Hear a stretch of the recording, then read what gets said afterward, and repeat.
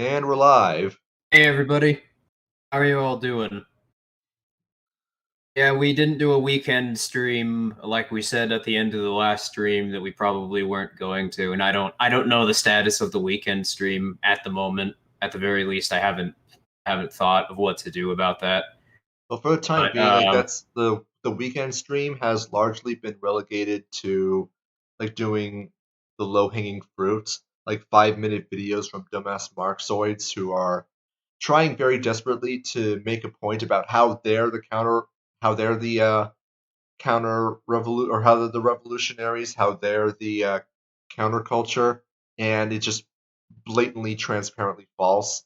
Especially since, well, I mean, is there any opinions they hold whatsoever that is in any way disagreed with by mainstream media, by big corporations, or by powerful politicians? whenever they do well in the algorithm, it's just because a lot of people were clicking on their content. But whenever their content gets shit canned in the algorithm, it's because YouTube is a right wing platform that hates Marxists. I love how that works. Whereas we actually have YouTube source code. We have Google on several occasions admitting that they suppress libertarian content. I mean, it's But not even that it's not even that difficult to do. Just try to look up a any topic, any vaguely libertarian topic, and you'll find just nonstop bull crap about it. yeah, this is a great example of what we were talking about the last stream with the politicization of reality, where what narrative is going to be promoted by someone who identifies with more Marxian leanings. At this point, it's not even attached to what's actually happening. It's just the most convenient thing that they could say that makes them look the best at that moment. Like, you remember that clip from Vosh's stream from a couple of weeks ago where he tried to engage in the routine of, well, Antifa is not violent. Then someone in his stream like sent him an article of someone who was arrested as an Antifa member having attacked a cop, which, by the way, I'm not even necessarily like that's not even my basis for being skeptical of Antifa. I am skeptical of Antifa, don't get me wrong, but it, the thing that just pisses me off about that is that I can't help but feel like people like Vosh or these others who will deny that Antifa members ever engage in violence. I can't honestly. I feel like they're not arguing in good faith because the entire purpose of the Black Bloc strategy of organization is to be able to cause a lot of indiscriminate damage to from their perspective are the institutions that maintain capitalism. So the entire in order for them to be organizing like that and to support that, that entails coming from the perspective that what they're doing is just damaging the infrastructure of the bourgeois, as they would put it. Now there is a So when sorry. they try, so when a Marxist tries to say Antifa is not being violent, that's not, it comes off like they're arguing in bad faith, so it annoys me. I mean, you can see it for yourself. There's compilation after compilation after compilation after compilation of Antifa doing violent acts, smashing windows. They seem to have a fetish for knocking down garbage cans, throwing flares into cars whose windows they smashed in, and throwing rocks, throwing Molotov cocktails, and throwing bottle rockets at police. I don't necessarily disagree with doing that specifically. However, to showcase that to claim that they're not being violent, that they're a peaceful movement, I mean, if that's really the case, then why is it that this kind of crap keeps happening? I can understand to a certain extent that police infiltration causes them to instigate violence. And we've seen this, for example, with the Black Lives Matter protest, like right after George Floyd's death, where one guy on his own would just go in, start smashing windows, and then he would get outed for a cop like in real time. Yeah, but if you want to try to ethically justify what Antifa does, or if you want to try and argue that the black bloc strategy is an ideal praxis for trying to get rid of political institutions, that's an argument we can have, and I actually would be willing to discuss that with anyone who's making that claim. But yeah, don't try to bullshit me. They'll certainly still try. However, I mean, it just comes off as blatant reality denial, and we all have better things to do than entertain that transparent nonsense.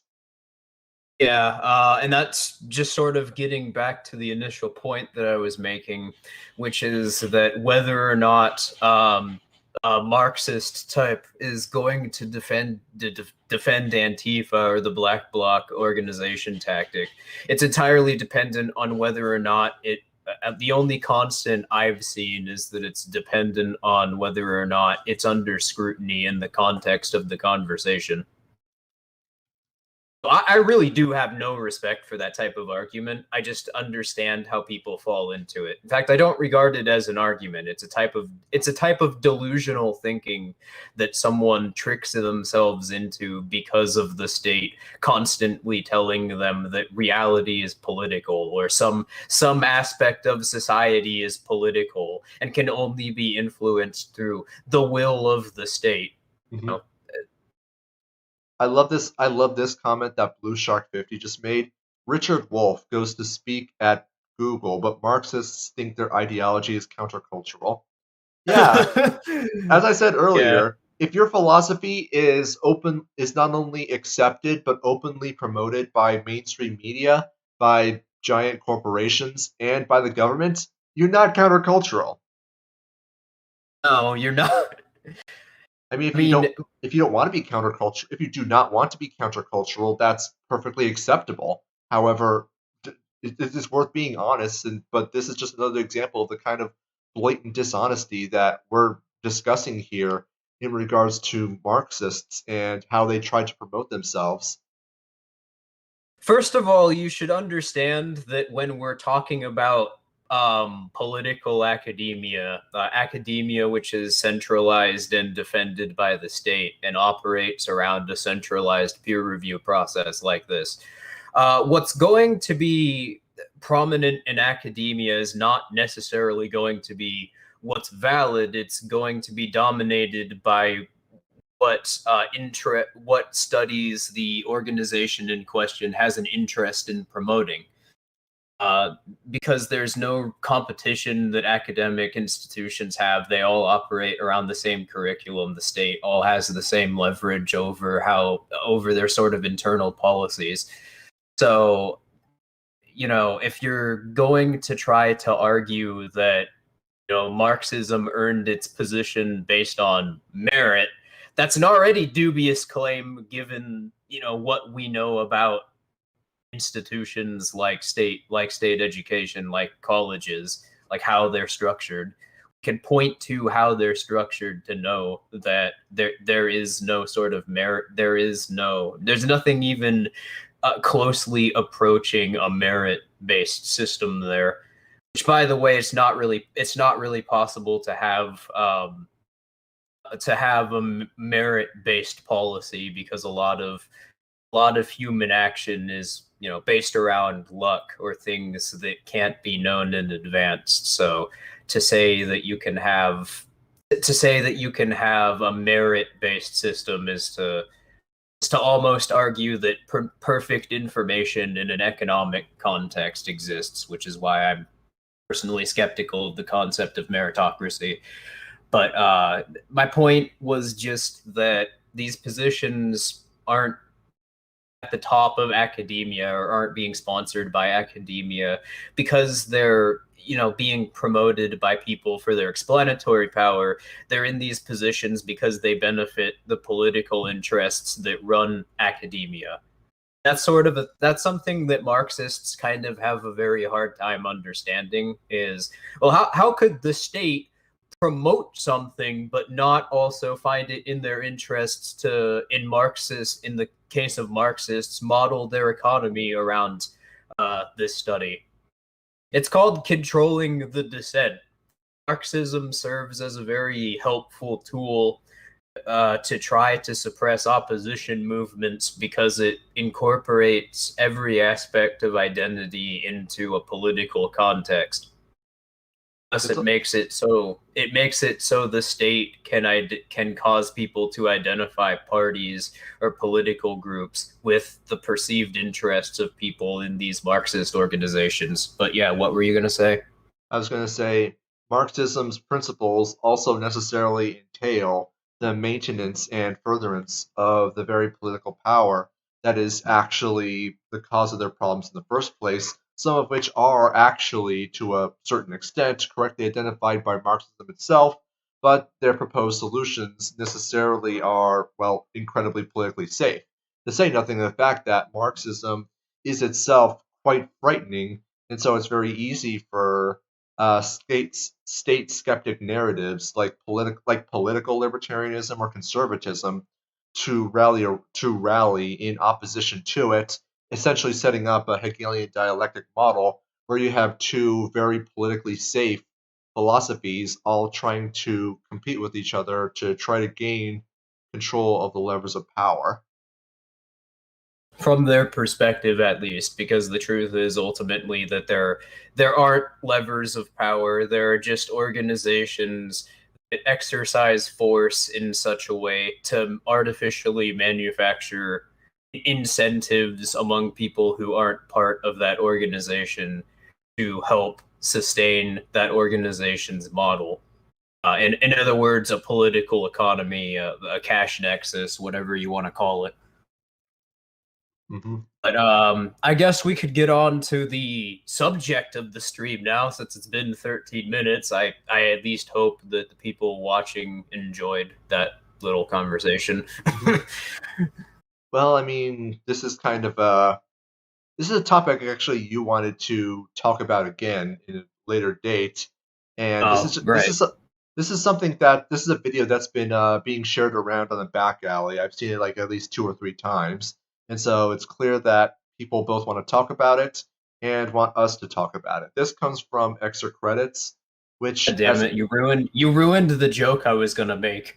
I'm I'm sorry. Can you still try to make it? No, no, no. Yeah, sure. Just go continue explaining what you were going on to.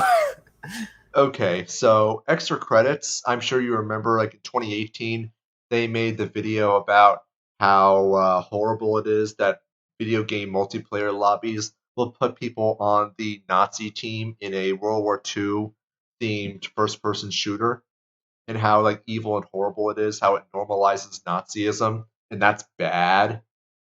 And well, before then, like they and that whole and their various associated channels were usually pretty okay talking about video game industry related topics, commentaries on why games either do are designed poorly or designed well, and certain things that game developers can use, like very actually useful information, both from understanding the medium as well as from the perspective of game developers, very useful information. But since then, like they've veered very strongly into other topics like history, into blatantly political topics, especially since that Nazi video. And it's just been, well, it's bad. It's really, really bad. Admittedly, like I don't follow their Everybody's channel. I'm sorry. Okay, I was just gonna say everybody's seen the Nazi video, but what a lot of people don't know is that Extra Credits has been around since I think at least 2010 as a regular series, but like the pilot was made I think in 2008 as a college project by the creator.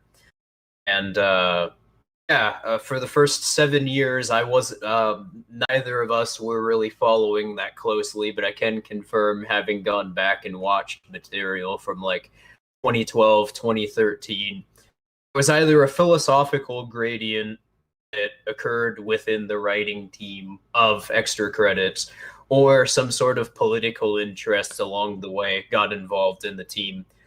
But either way, around 2015, 2016, Extra Credits started promoting blatantly political takes on certain issues, and also I'm not suggesting that they shouldn't make controversial statements.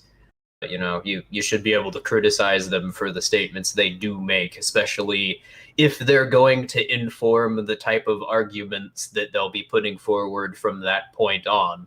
And that runs directly contrary to the themes of their earlier content, which people like. But yeah, they started making a lot of essays centered around blatantly political takes on certain topics, and also started making a bunch of really cringy, socially conscious takes, like the "you shouldn't be forced to play as a Nazi in a World War II shooter" video that everybody knows and despises. Which, by the way, apparently the Extra Credits team's response to all the criticism that video received was that everybody who was upset about it was just a Nazi, which is Oh, brilliant. that is Def- arguably the best way they could have possibly responded to that. yeah, all their fans. That's the best way that you respond to your pissed off audience. We're all a Oh, you bunch of don't. Nazis. Go fuck yourselves. Hmm. Everyone in there, I think even people who might have been uncomfortable with the idea, like genuinely uncomfortable with the idea of being in a multiplayer lobby and being assigned to Team Nazi, even those guys would have thought that the arguments that Extra Crest was putting forward were bad. And were bad because like when it came out, like that video was ridiculously controversial. Every commentary channel and the grandmother was talking about it. And that's probably the main reason why why they know about it. And it deserved to be lambasted. But it's kind of funny because their content following that has, well, not entirely, since I know what's his name. Mysterious Mr. Enter has done a video about Extra Credits' content well after it, and how they've basically been continuing the trend into a downward spiral. But suffice to say, yeah, this is just yet another example of blatantly political content that peddles misinformation, is blatantly deceptive, and yeah, it's very, very bad. You didn't ask for this. You didn't choose this. There it is in your YouTube commentary channel. Anyway, should we get started with the video? Yeah, sure. That And was the joke, by the way, that I thought you ruined earlier on, but timing. mhm. Timing is key. Oh yeah, there actually is something I should mention before we start out, and this is, like, you can see from the title that this is going to be regarding Teddy Roosevelt being the big trust buster, the one who brought the big oil to its knees. And I was doing a little bit of research before this video to refresh on some information, and as you're going to hear from us, that is most certainly not the case. That largely what's happened with Teddy Roosevelt and his entire family of inbreds is largely just a result of I I'm gonna they're inbred. That's just the truth. Look at Should when we do get around to making an actual essay about the Roosevelts, I'm gonna portray them with like brainlet Wojaks. I think what you should do is just get a compilation of all sorts of pictures, like all sorts of those like Habsburg portraits, and have them like have a picture of, like, have Habsburg portraits appear on screen just every take time you mention. just take Charles the Second's face and put it over one of the Roosevelt family members' faces. Yeah, I mean it's true. They were like, look at, I mean, FDR literally married his first cousin, And just look at Eleanor Roosevelt. Just look at a picture of her. Her chin is unbelievably sunken in. Like she has no chin. There's no way she was not inbred herself. And God damn. anyways, should I post or should I find a picture of By the Eleanor way, Roosevelt to post it yeah, on stream so people yeah, can go see? ahead. But, I mentioned earlier that they had heavy political themes in their newer content. What I should have said is that their newer content is just straight up political propaganda. Oh yeah, It's it's not. It's not even about games anymore. Most of it, at least. it's really bad. So anyways, You know, I suppose that they told the rest of their old audience to piss off, and you know, considering that the only people who weren't upset about the Nazi video are, you know, the blue-haired tribe, it doesn't surprise me they stopped talking about games because you know, the target demographic for game studios, those people are not. mhm. Although I have to say I still keep giggling whenever you say blue-haired tribe, just because of how perfect it is. It's a pretty great description of exactly the kind of people we're talking about too. I don't have to even uh, throw out the name of a specific ideology. We just all know who I'm talking about. All right, and here's a why isn't it working? There it goes. Here's a picture It, of it, Eleanor it, Roosevelt and her non-existent chin. right? Yeah, it better describes an attitude than a philosophy. Hmm. All right, so anyways, That's let's what go ahead. Let's go ahead and get on with the video. Eleanor Roosevelt. I can't see her her disgusting sunken in chin, but I believe you. Why isn't it? Why isn't it? That's I'm not trying to watch the stream right now. I'm just that's the no. I mean, point. Is I thought it was. we got a bit of technical difficulties at the moment. Oh, okay. Yeah. I thought it was Tight on screen, and I'm not looking at the stream right now, so I had no way of seeing it if it was working right. Yeah, this is yeah, we got a bit of technical difficulties at the moment. Let me just get rid of that. I'm gonna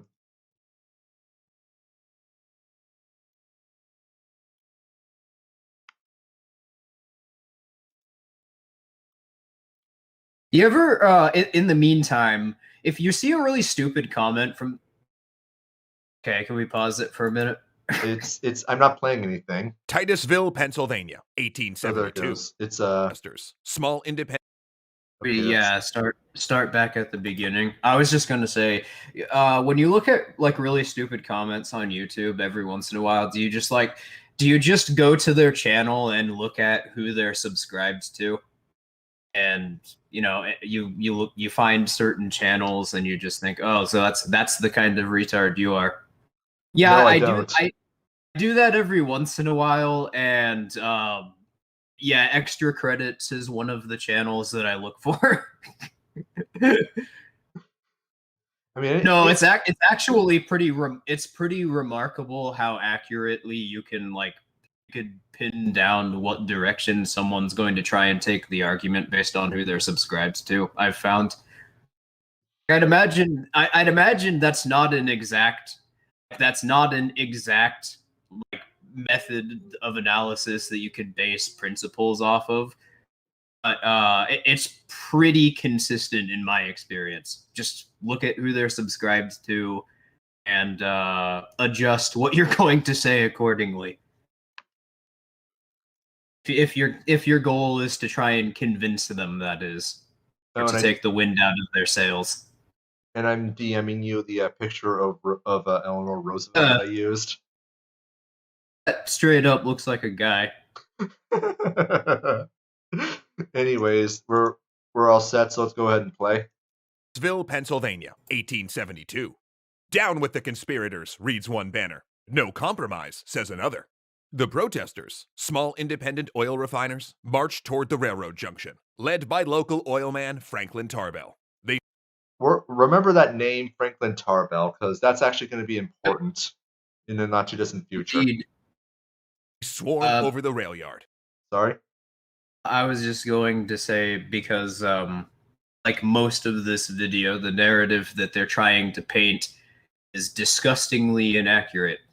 You'll notice with a lot of these people on like the bread tube side of YouTube, notice that they don't actually cite specific events, and I'm not looking at the exact I'm not looking at the page this video was on.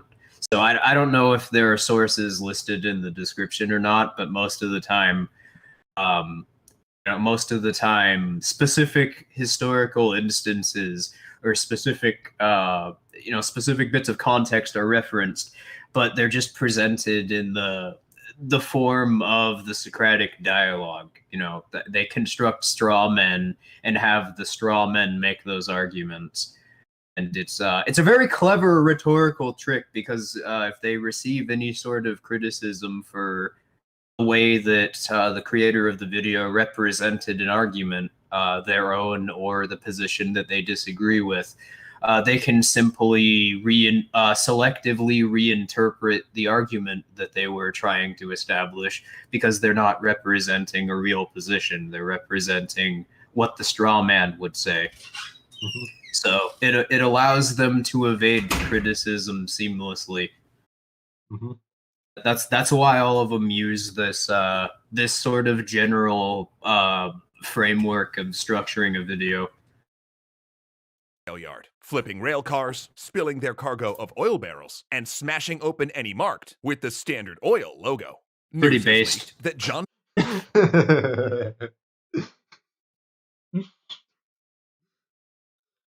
They're not gonna. Especially when we're talking about a white market firm like Standard Oil. Sabotage is pretty based. And of course, I can guarantee you, in this entire video, they're not going to mention in any way how Standard Oil, how their rise from nothing to having a 90% market share in the oil industry was in any way facilitated by the government, and how they distributed land to a whole bunch of very powerful and politically connected people, like John D. Rockefeller. Right. And just very quickly, if any of the potential paleos watching the stream are going to get pissy over me supporting industrial sabotage in the white market, read Confiscation in the Homestead Principle by Murray Rothbard. He makes the exact same ethical argument. If a property exists and is defended exclusively because of political privilege, there's nothing wrong about taking it or destroying it. And it actually can be libertarian praxis, because it hurts the organization that you're doing that to. Mm-hmm. I mean, oil that gets spilled into a train yard is oil that's not being paid, that's not having not having taxes paid on. Right. So anyways, that was exactly the point that Rothbard was making before he lost his mind. Yay. Rockefeller's rising giant, the Standard Oil Company, has brokered a secret deal with the railroads. The rail barons will double their transportation rates on all oil producers, but give Standard a rebate, driving small independent producers out of business so Rockefeller can buy them out. Yeah, it's not the whole story. There was literally a guild system set up for how railroads could be built and where they could be built. As pointed out by Murray Rothbard in the Progressive Era, these attempts at special rebates and special pricing was only possible, or was largely the way that they actually competed with one another, to the extent that any time that any railroad tried to cartelize, and this was, by the way, even in the example of the railroad industry, which is not only going to have a very large startup cost, but it was also a system that was largely organized by the state, to the extent to which that land was distributed by the federal government to various politically connected organizations in the railroad industry. And as such, you only could build a railroad if you were politically connected, which of course would cartelize the market. But even in that restricted, cartelized market, there was still enough competition such that attempts at cartelization, such that the quote-unquote anti-competitive practices were always doomed to fail. As early as the 1840s, the railroad industry was constantly attempting to cartelize, constantly attempting to fix rates, constantly attempting to set price floors that made it impossible for them to lose money to upstart competitors and to basically keep the industry stagnant. What happened is that there was a tremendous incentive for competitors, small railroad firms, as well as and also small shipping and freight firms, as well as members of the cartel to break away, underbid the cartel, and make an enormous profit. The only reason that this was possible in the time that this was happening, which they're only loosely putting dates out, but this would have been like the late 1880s, 1890s, and early 1900s.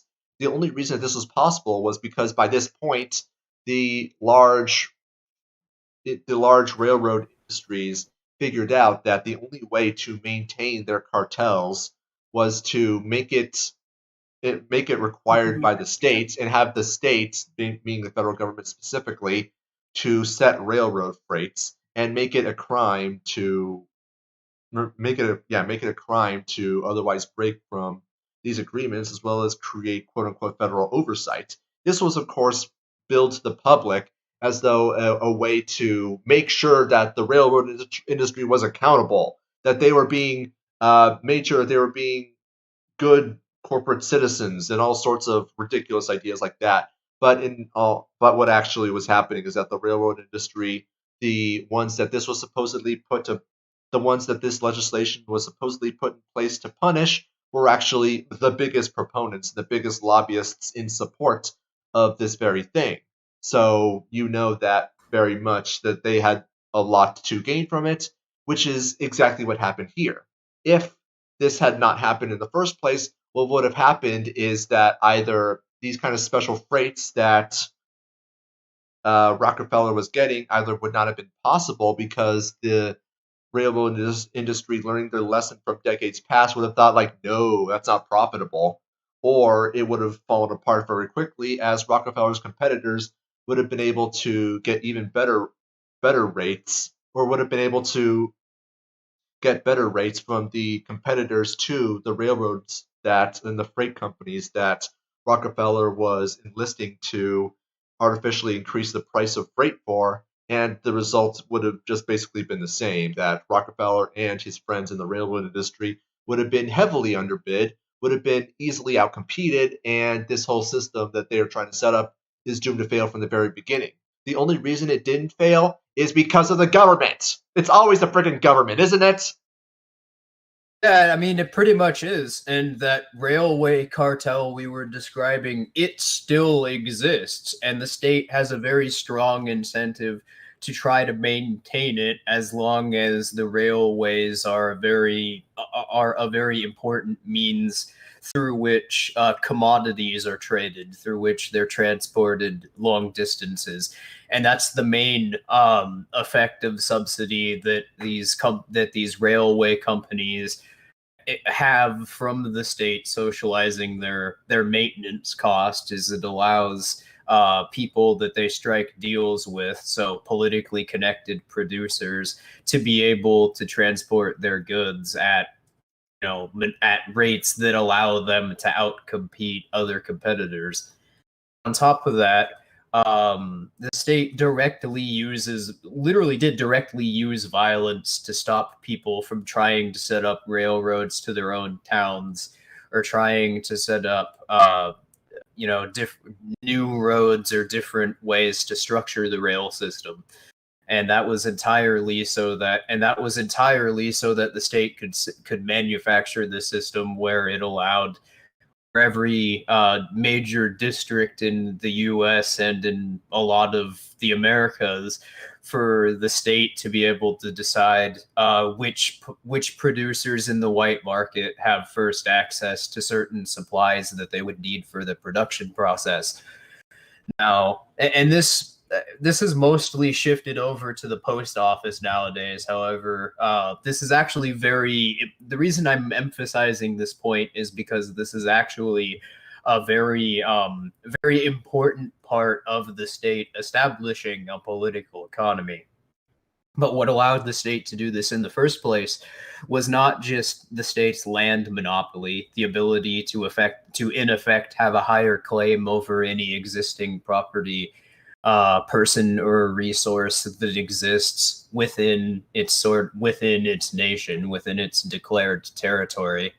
The other reason for this is also because, as you were mentioning, the entire prospect of this sort of these rebate schemes that were being set up by the owners of the railroad transport guilds. um the only reason they were able to set that in the first place, as you hinted at, was because of the presence of administered pricing schemes, and administered pricing schemes only exist when there's a central planning of interest. In other words, when you have a central bank.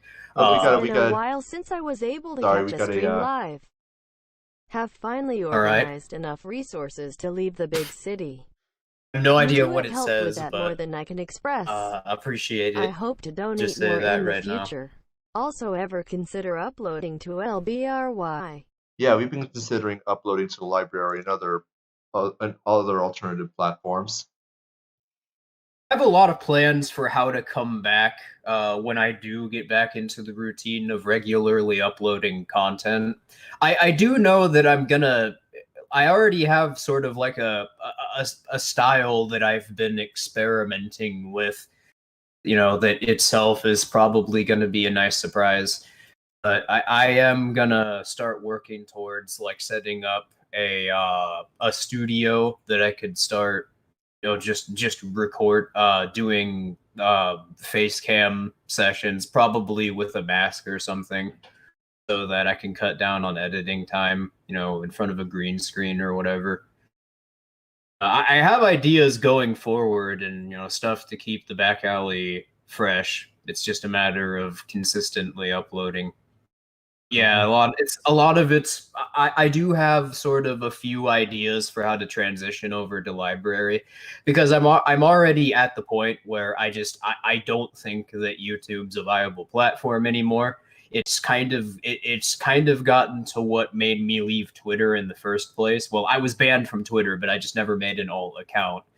The reason for that is because it's getting to the point with YouTube already where I can't, like, I have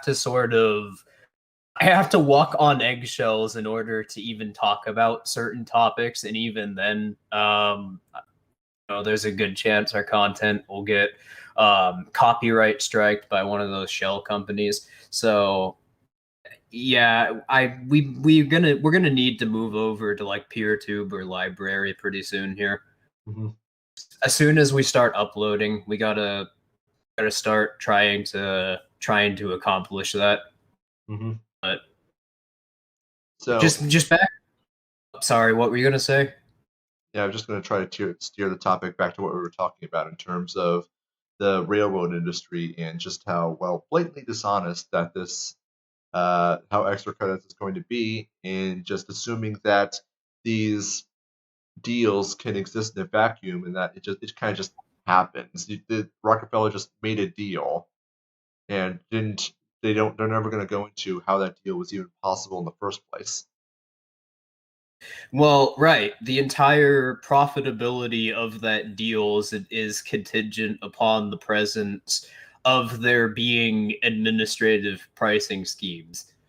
Uh, that being when the government determines rates of interest for the entire economy, as opposed to people on a mutual playing field deciding what's profitable for themselves. Is something they would have the ability, which is something that they have the ability to do in the absence of economic planning, because economic planning is the only thing stopping trade from occurring around rates set by individual people themselves. It's because of economic planning that people even have to use the dollar in the first place, because the state can just engineer incentives every firm to pay in the dollar and for every firm to sell whatever goods they're making around the dollar. Mm-hmm. Anyway, should we continue? Sure, unless you had something else to say. My Yeah. point was just that the entire goddamn financial system in state societies are designed so that situations like this will happen. Mm-hmm. So don't fucking tell me that political means can get us out of this. Political means are the only thing that can create this. But despite the Pennsylvania legislature dissolving this backroom deal, things are already in motion. Through strong-arm tactics and ruthless expansion, Standard will soon control the U.S. oil market. Strong arm tactics and ruthless expansion. Got it. That explains how Rockefeller was able to do this. Yeah, I mean, he just used strong arm tactics as opposed to weak arm tactics, and as well as like ruthless expansion. I mean, was it like a mild as opposed to mild expansion, as opposed to like moderately acceptable degrees of expansion? What happens if you use preposterous expansion? How about inflationary expansion? How about, I don't know, we can figure out whatever random adjective comes to mind and see if it carries any more explanatory power than the various manipulative terms that they're using to try to socially engineer or to try to engineer us into associating certain emotions with certain actors in their story, as opposed to letting us come to our own conclusions about things that they're trying to describe. Rockefeller is just ruthless, you see. He's bad. I don't think that I should have to explain why just declaring that they're strong arm tactics isn't really informative for explaining how exactly this happened. But yeah, I didn't choose this, so Yeah, but it's still always fun to like look at their emotionally manipulative use of language and how sure. unbelievably uninformative it is. It's just kind of. Oh, sorry. I was just gonna say it's just kind of insane that that can count as an explanation and perfectly satisfy at the very least a decent portion of extra credits audience. Man, Well, that is their new audience, I should say. Because man, that is wow, that's a lifetime of just like chugging whole bottles of Ritalin right there to fall to the critical thinking skills where an argument like that can just slip past you and you don't question it. well, that's probably how they were taught in social studies class in government schools. That FDR was good. That Hitler was bad. Why are they good and why are they bad? Because I said so. Because one of them wore an American flag and the other one didn't. The other one wore the spiral cross flag. Spiral cross flag's bad. It's that meme where there's like a castle, there's like a moat, and then there's two castles on the other side. They're doing the exact same thing, except one of the castles says righteous, strong nation defending free people. The other one, mean, evil, fascist committing mass genocide. Yeah, I know the one you're talking about. They're exactly the same, but they have different colors and they're portrayed different ways. Like our noble religion, their heathen paganism. Yeah, I mean, I know that wasn't even close to being a quote, of the picture, but it was that same general point. Mm-hmm. They're employing the exact same means. It's just when they do it, it's bad, and when we do it, it's inexplicably different. Our righteous ruler, their evil despot. Anyways, let's go ahead. Let's go ahead and continue. Will soon control the oil market, making Rockefeller the richest person on Earth. Franklin Tarbell can. Oh, that's actually funny, by the way. Frank, remember this quote specifically. Hold on a second. Let me just back up a bit. Standard will soon control the U.S. market, making Rockefeller the richest person on Earth. Remember that quote specifically. making Rockefeller the richest person on Earth. It'll be hilariously ironic later, and you'll see All why. right. Franklin Tarbell cannot stop Rockefeller. No man can. Because it will be Franklin's 14-year-old daughter, Ida, who will break Standard Oil. Spoiler alert, she actually makes him unbelievably wealthy. Thanks so much to CuriosityStream for helping to keep this history flowing. To get a discount they were organized under, I want to dominated start American life. like just taking random companies that don't want to sponsor our content and making like joke sponsors for them. Do you have an idea? Do we just? I think Talking of, yeah, I've had a few ideas, but they would require spoiling future ideas for content. I was thinking like you would do a parody video of what's it called? Here's why you should.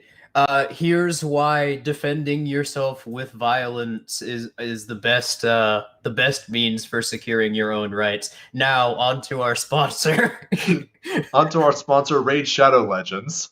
Raid Shadow Legends allows you to choose from a number of champions that will help you defend your virtual resources from the virtual state in this incredibly graphically gorgeous but unbelievably boring turn-based game that we decided to just like pedal out to a whole bunch of people, give free sponsorships to everyone except people who are actually making good content. Now on to our sponsor, NordVPN. Don't forget to turn your NordVPN on when you're pirating movies. Also, don't forget that with a little bit of technical know-how, you can create your own VPN, but shh, don't tell anyone because that would completely undermine our business model. Now onto our sponsor, CuriosityStream. All this stuff's available for free on YouTube. I've had like a vague idea to start doing that, but yeah, that would be great. It'd be great if we actually ended up eventually starting to get sponsors just so we could piss them all off. No, what's going to happen is like Wendy's is going to sponsor us, and they're going to say like, look, we're not asking you to do any script at all. We're just going to pay you like $1,000 just to do your regular parody. Just make it Wendy's. And Wendy's. Every time you buy one of their sandwiches, a small portion of it goes to fund police brutality. Wendy's supports police brutality. Buy Wendy's. That is phenomenal. Anyways, let's go ahead and continue. From railroads to meat to steel and oil, trusts strangled competition and wielded more political power than many senators and governors. Yeah, bullshit. That's the one thing that I've never understood about the money and politics argument is how exactly do they hold more leverage over the state? I mean, we're talking about the organization that literally controls the money that they're supposedly using in this situation to out leverage the state.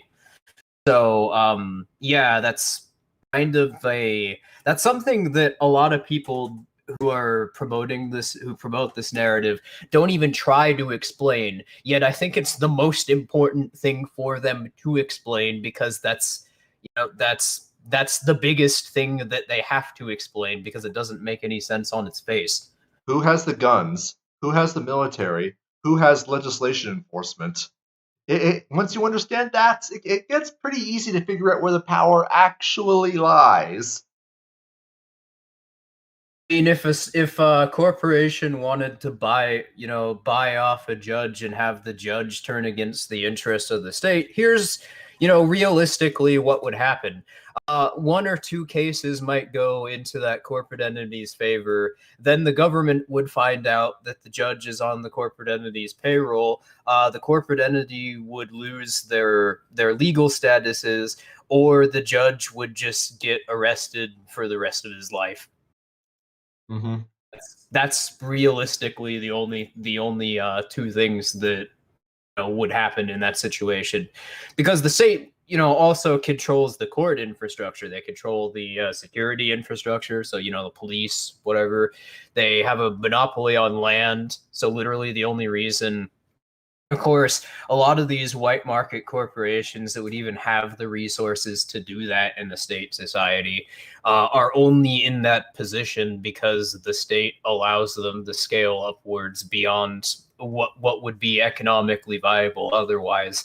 So, the state could simply just pull out the supports and topple that organization under itself, which is what they tried to do with Microsoft back in the late 90s, when Microsoft didn't want to build a base in Washington D.C. Mm-hmm. If you recall, and you can see what happened very clearly with in the antitrust lawsuit, where uh, political donations to various causes and candidates would suddenly like in their initial days was like non-existent, but as the antitrust lawsuit ramped up and then reached its zenith in the late 90s, like they were shilling out millions, like tens of millions of dollars to political candidates, to various organizations every year. And suddenly that whole thing just disappeared. And it was very, very clear what happened. That was a shakedown. There really was nothing else to it. And the idea that that these trusts somehow were more politically powerful than the state itself and exercised leverage over the state. That's absolutely ridiculous when you realize that, well, as Esso pointed out earlier, that they only exist because of the state. Murray Rothbard uh, in the progressive era goes into excruciating detail about that, and about how the only way that they were able to maintain their cartels in the first place is because of political leverage and political power. The worst thing that could have possibly happened to these trusts is to have the government not involved in economic affairs at all, or even worse, have the government simply not exist, have them compete with individuals using their own resources. But no, the whole thing is just portrayed as though the trusts just have large amounts of money. They could just crush people, even though the opposite is actually true. And I'm going to go into a bit more detail about that, as well as the various ways that smaller companies actually undermined trusts, cartels, and other large industries to a very significant, very effective degree. So, anyways, let's go ahead and hit continue here. Sure. But in 1901, the trusts would find a new opponent. A president unexpectedly thrust into the role. Theodore Roosevelt. Okay. Unexpectedly, the guy was incredibly well known and unbelievably self-aggrandizing. Even before he became governor of Pennsylvania, the guy was very much a known figure. He was basically, for lack of a better term, the Hillary Clinton of his day. Yeah, to say that it was just some yokel figure challenging that elite that came out of nowhere. It's kind of like the equivalent of trying to say that Thomas Jefferson, when he became the second president after Washington, was that Jefferson or Adams I'm thinking of? Adams. Oof. Okay. Point is, though, he was a well-known figure in modern politics, and to say that it was surprising, to say that it was surprising for Roosevelt to come along is comparable to saying that it was surprising for Adams to come along. Just giving an example. Also, a lot of thing that people don't know about Theodore Roosevelt. The guy was fucking insane. Like, just completely off his rocker, just a complete and total warmonger who spent the entirety of his political career demanding that the United States just go to war for the sake of going to war. Before you bash me for getting Adams and Jefferson mixed up as the second president, I want you to honestly tell me with a straight face that you can name every single administration in order by name without hesitation, without having to think about it for a second. I can name the first three. I don't remember who the fourth is though. But anyway, what were you saying? Yeah, I was just saying, I was just lambasting Theodore Roosevelt as the guy was a neocon among neocons in terms of just how absolutely ruthless and warmongering he was. The guy was just like straight up bloodthirsty, and it's actually pretty horrific when you really look at his track record. I'm pretty sure everyone here in government school heard about the Rough Riders, Theodore Roosevelt's personal regiment of volunteer cavalrymen. What you don't hear is that although he was brave enough to personally lead them into battle, under his leadership, they would routinely be led into ambushes, oftentimes deliberately, and as well as engage in various charges against fixed positions when it was blatantly tactically disadvantageous for them to do so. His unit had easily the highest casualties out of any other military unit at the time engaged in any kind of conflict, and to the point where the Rough Riders in individual battles took one-fourth of their entire units. One-fourth of their entire unit was lost in battle twice. Well, okay, I looked it up to make sure that I didn't make another historical blunder right after the last one. It was Roosevelt that started.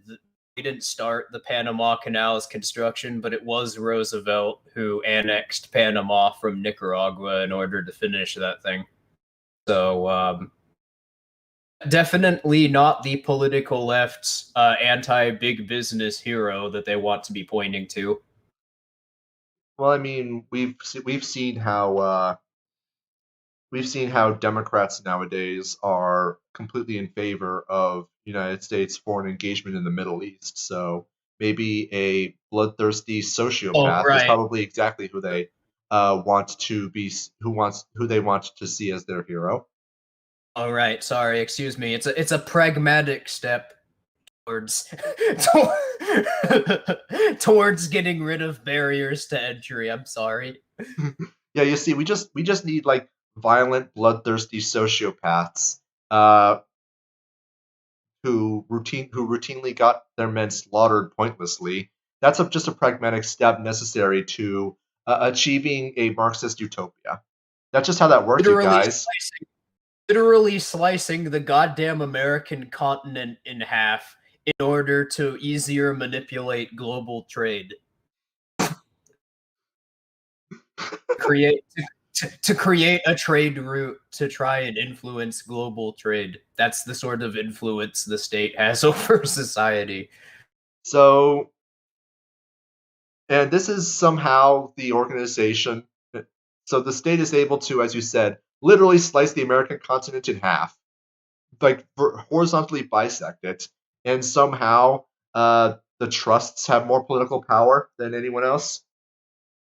I don't know, when's the last time a corporation cut a fucking continent in half? Uh, I think it cut the. I think they cut. They severed Europe from Asia somehow. Oh wait, no, they didn't. They didn't because that never happened. They severed Africa from the rest of the world in this in the sense that in feudal Europe the infrastructure was set up by European states at the time to turn Africa into a toilet bowl. Anyway, should we continue? Sure. Who would usher in the era of trust busting. Yet the story of trust busting doesn't begin with him. Because while Roosevelt disliked the monopolies, to take on such powerful business interests, he would need massive public support for action. Public support that would not come from Washington. Of course, it was the ideological. Roosevelt had absolutely no vested interests of his own. Roosevelt He was just a good guy. Mhm.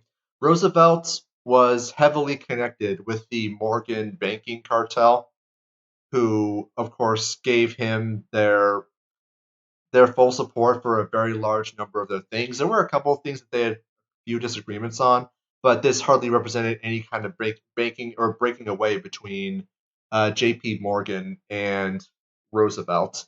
What happened is that Morgan leveraged his financial power to give Roosevelt tremendous influence with the various media of the time, thus allowing him to go directly to the mainstream media as his personal propaganda wing in an attempt to try to sway public support to whatever his pet cause for the moment happened to be.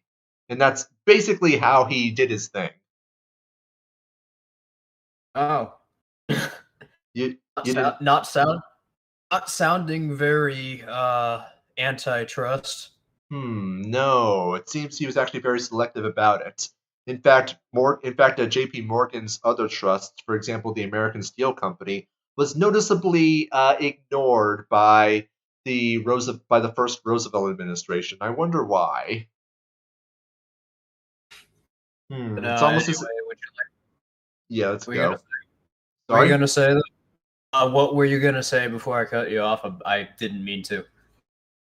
Yeah. Basically, I was just pointing out. I was actually kind of finished, but I was just pointing out that yeah, Roosevelt had his own financial interests. He was trying way too hard to worm himself into the Roosevelt dynasty to try to Well, become I like was part of the just American aristocracy, and he was largely using J.P. Morgan as basically his personal piggy bank, as well as the means by which he could try to popularize his absolutely insane ideas. well, I was just referring to the state as a class when I brought that up. Because the state, as I mentioned earlier in the stream, it has, well, I don't, okay, I'm not sure if it was earlier in the stream or a conversation I was having with somebody in the Anarcho house before the stream started. But the state, you can look at what it needs in order to fund itself. You can point to the various institutional factors that allow it to do this.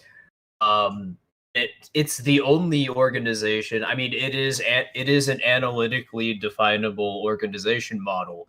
The only organization model which is fundamentally parasitic, that it never produces anything. It only and if it does, it's only reusing resources that it appropriated from elsewhere.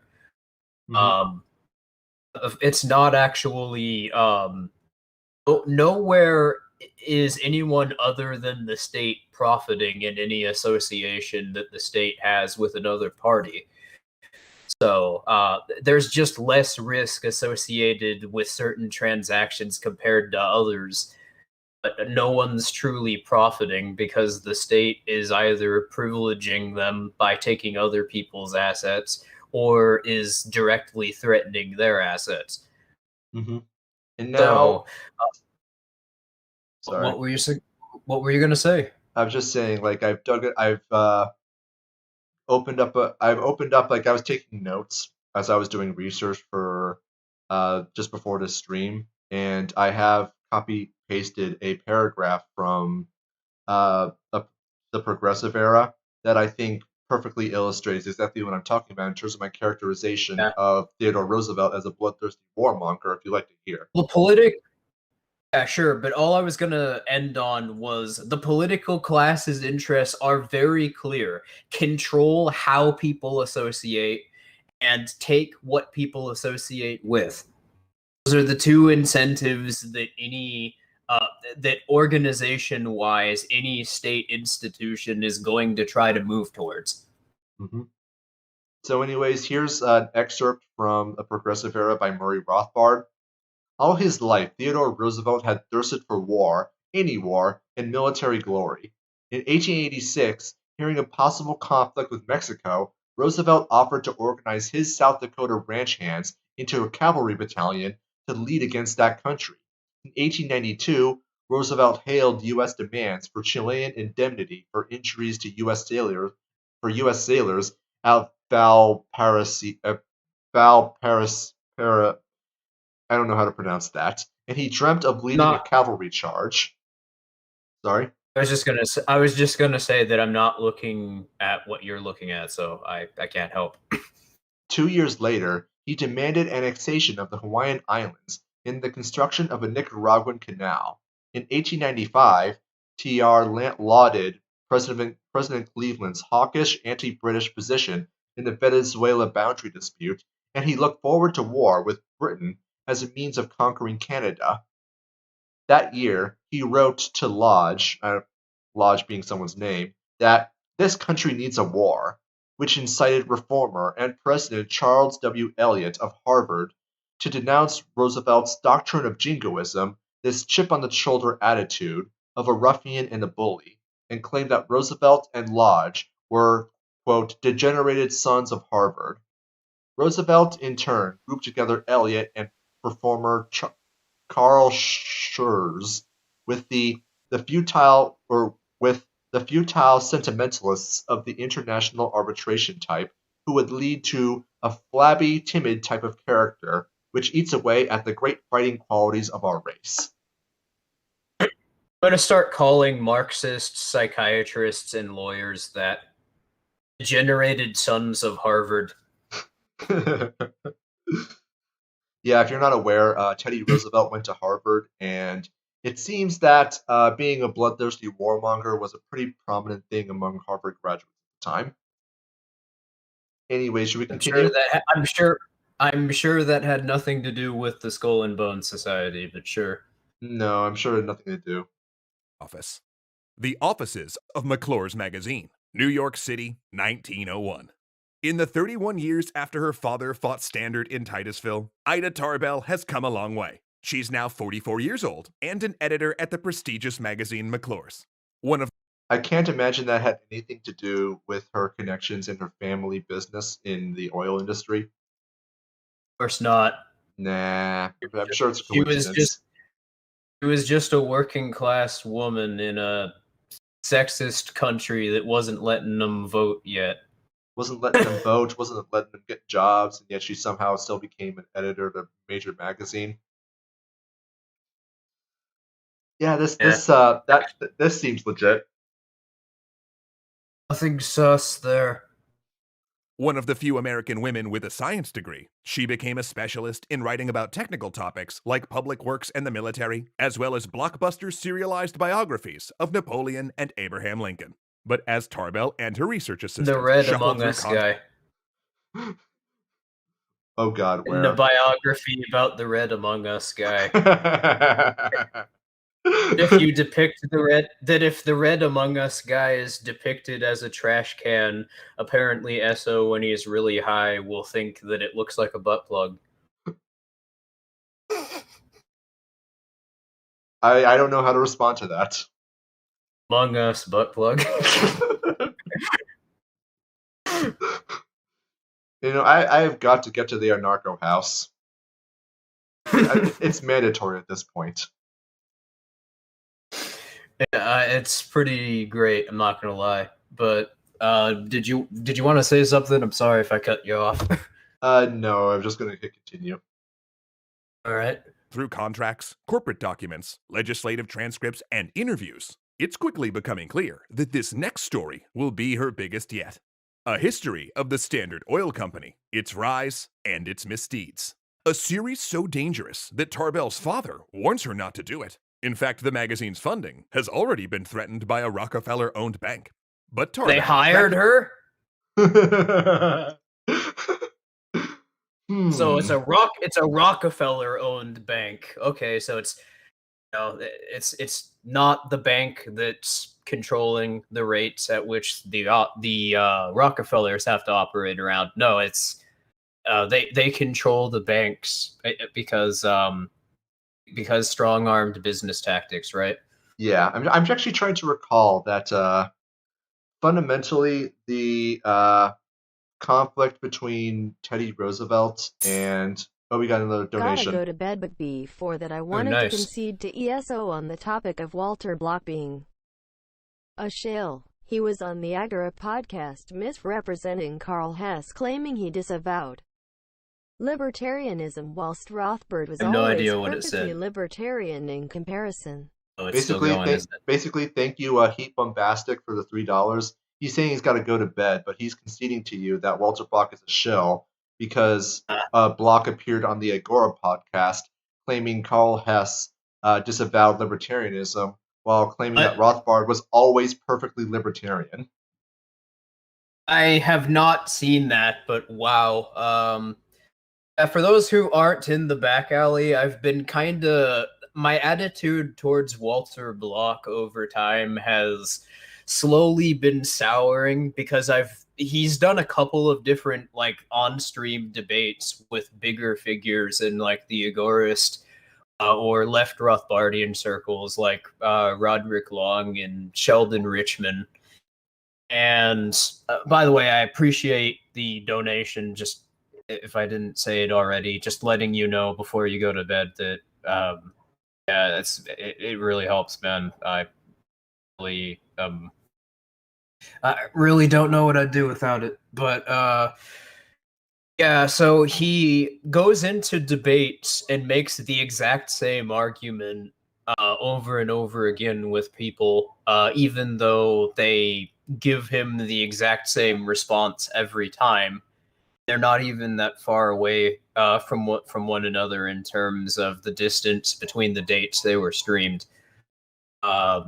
Specifically, how Walter Block attempts to approach Roderick and Sheldon in the specific streams I'm talking about is when he's talking about what thick libertarians argue, which for those of you who aren't familiar, it's a difference between the epistemology of libertarianism.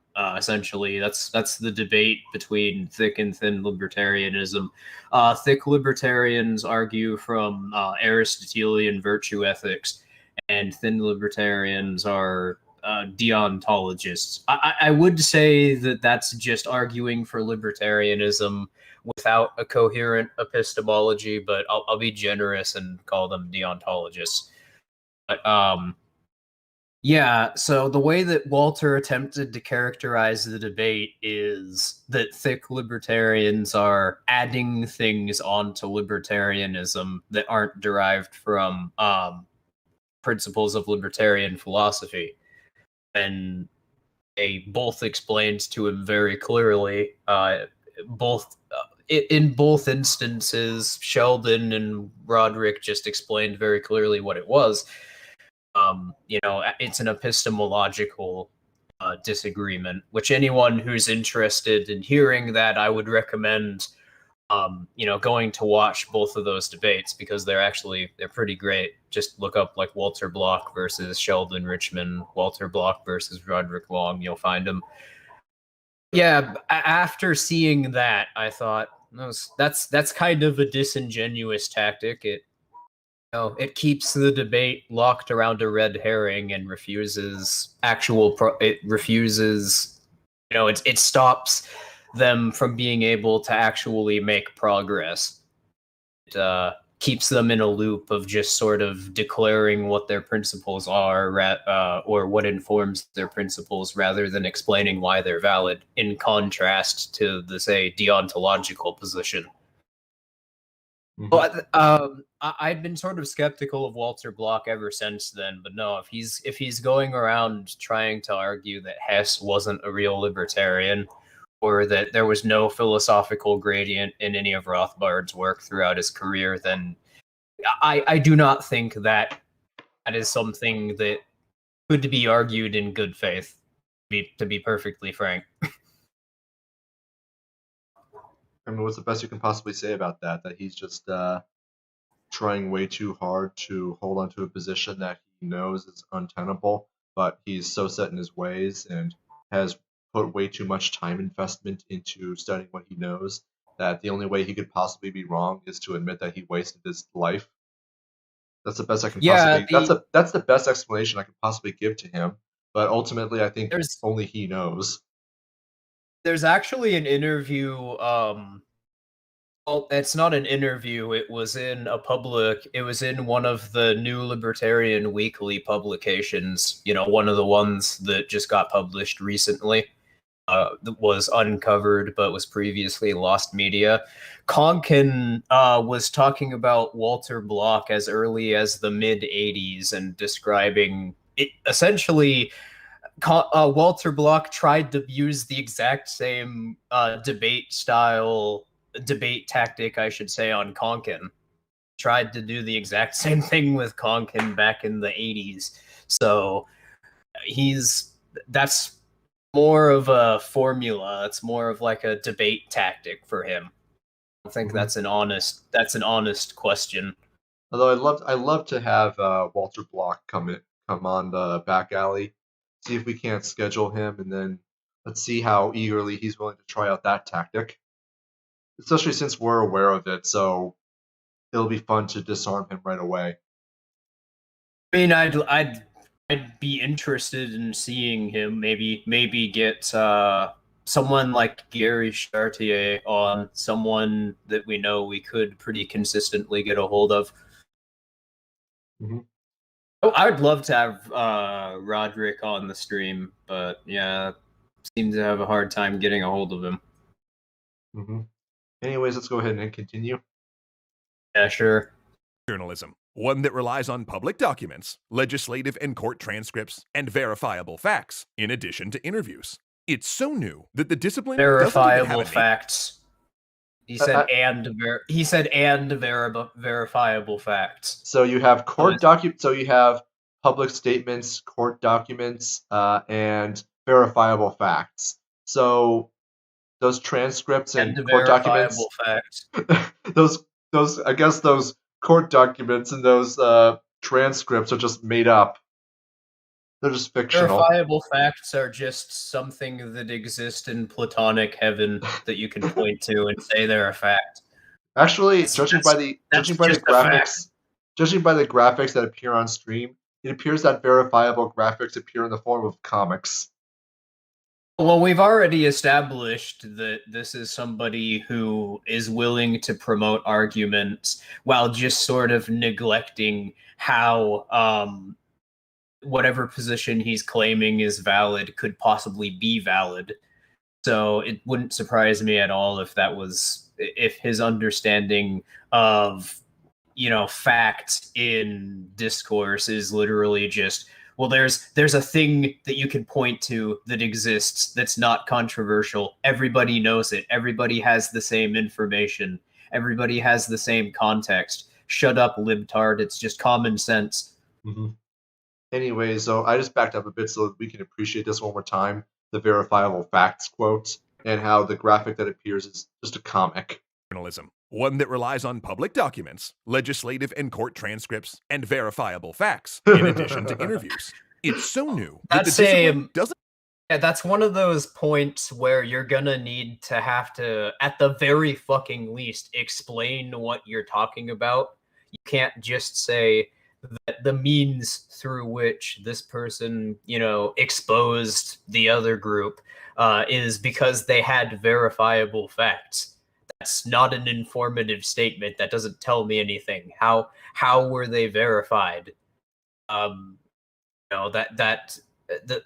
statement of verified fact implies that it's beyond what either party in the dispute could take issue with in terms of how it's being presented. Why is that the case? Because the facts are verifiable. Why couldn't either party dispute it? So, are you opposed to verifiable facts? You just hate facts. No, I think that facts need an explanation for why they're facts. Otherwise, you hate verifiable facts. Otherwise, you don't really know that they're facts if you can't demonstrate how this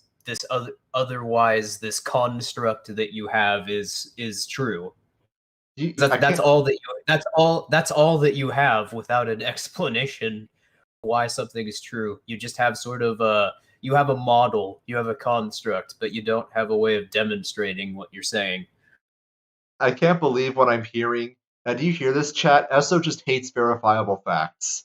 That's the only explanation I can think of for why he would take issue with how Extra Credits is portraying their information and how they're deliberately characterizing it specifically to create an emotional response and emotional association. He just hates facts. There's no problem at all in their deliberate attempt to mislead their audience. To be perfectly fair, though, this is actually a very common mistake that a lot of personalities make, and it's because this is a sort of subtle propaganda tactic that's been getting pushed by state media for generations. These are the facts. They're not bias. Bias is bad. Fact is good. Grug watch Grug news. Get fact. Fact stone.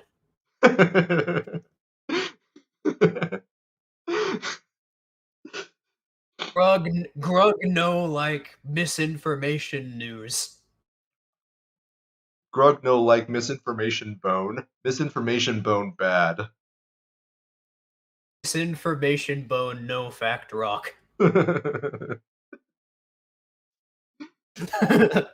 Anyways, let's continue. Doesn't even have a name yet, though today we call it investigative journalism. Now, the magazine decided to look at Standard because, unlike the rest of the trusts, it had a single owner and will be an easier story to tell. The history of Standard will provide a window into how these companies control American commerce. And Tarbell's first task is looking at the earliest days of Standard Oil and its founder, John D. Rockefeller. Born in upstate New York in 1839, Rockefeller grew up in financial insecurity. His father, Doc Rockefeller, was a con artist who masqueraded as a doctor, selling fake cures on the road. So during his absence, John was forced to step up, raising turkeys to help the family. His mother, a devout Baptist, taught him the principles of hard work, thrift, and charitable giving. While his father, by contrast, taught his children by swindling them as a way to keep them sharp. In fact, once, Doc Rockefeller held out his arms, urging young John to jump from a high chair into his grasp. Then, when John took the leap, Doc just let him fall. "Never trust anyone completely," he told his son. "Even me." Doc ditched the family when Rockefeller was 16, disappearing from public record. Not really saying anything about that, because as far as I could tell, there's nothing factually wrong with that. I mean, it is kind of interesting in the sense that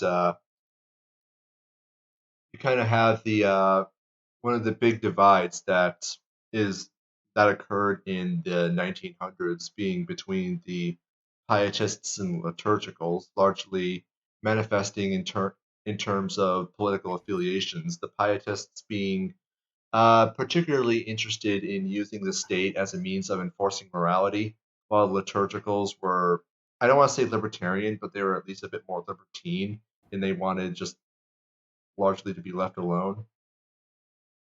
And that's I get it. And so this kind of falls into it's kind of suggesting that Rockefeller falls into the pietist category, though how relevant that's going to be here, I'm honestly not terribly sure. So I think we should just go ahead and hit continue here.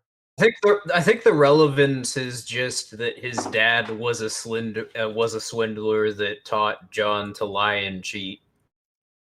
James Corbett actually used the same information in his documentary about Standard Oil. So, I mean, I guess it is kind of relevant character building for the approach that they're taking. Presentation wise, it's on the right path. It's not bad. A bookkeeper to support the family, and then by age 20 had gone into business for himself, branching into refining oil with several partners. But by 1870, he'd pushed said partners out and took control of what was now dubbed Standard Oil. I was about to say, there's, I'm going to have to take that back because there's a lot that happened between John D. Rockefeller being 16 and becoming the sole corporate executive of Standard Oil. I'm pretty sure there are a lot of things that happened between those two events. Unfortunately, we'll never know because this is kind of being glossed over. Which, I mean, It's important because part of what was lost is how Standard Oil got into the position of being a multinational conglomerate in the first place. well, I mean, I'm pretty sure it's not important, except it is, and a whole lot of context as to what's happening, why it happened, how it happened is being lost. I'm sure it's still not that important, though. Anyways, let's continue. Sure. America ran on oil, specifically kerosene, which lit homes in a way that was cleaner and efficient than whale oil. And that was exactly how Rockefeller liked things, clean and efficient. And as Tarbell researches his methods, she finds herself impressed, indeed even admiring Rockefeller. He was a major innovator, because at the time, when refining petroleum, often only about 60% became usable as kerosene, while much of the rest were flammable byproducts that they dumped into rivers and lakes, making them occasionally catch on fire. But Rockefeller turned many of these byproducts into lubricants, chewing gum, paint, Not going and to even mention how all the waterways were state-owned property. Yeah, that tends to be a continuous issue, doesn't it? I mean, I remember doing a video like a year or two ago about how it is that the government, or how it is the government actually makes the problem of pollution worse, and how innovation or how technological improvement and innovation actually fixes it. And I used the example of the Chicago stockyards and how they dumped the byproducts of pork or pigs down the river, and it ended up creating an absolutely horrible, wretched smell. And it was technological innovation that actually cleaned it up, and not the government, despite their many efforts to try to clean up the river. In fact, in many instances, they actually made the pollution problem worse. Also, I can't believe he's going to have the audacity to specifically cite the fact that the rivers caught on fire. Because there are still parts of the former Soviet Union that are like that today. And most of China's waterways are like that today. Have you Literally, have you seen India's rivers? oh yes, can get so bad in certain areas that it'll literally on some days just give off fog and you have to go inside or else you'll have problems with your respiratory system. Hmm. Not to mention, Yangtze River. not to mention that corpses just routinely wash up onto the riverbank. Oh Anyways, yeah, and the river we're talking about, the Yangtze, I'm pretty sure I'm butchering the name. Yeah, state owns. So the state claims it. seems about right. Anyways, let's go ahead and continue.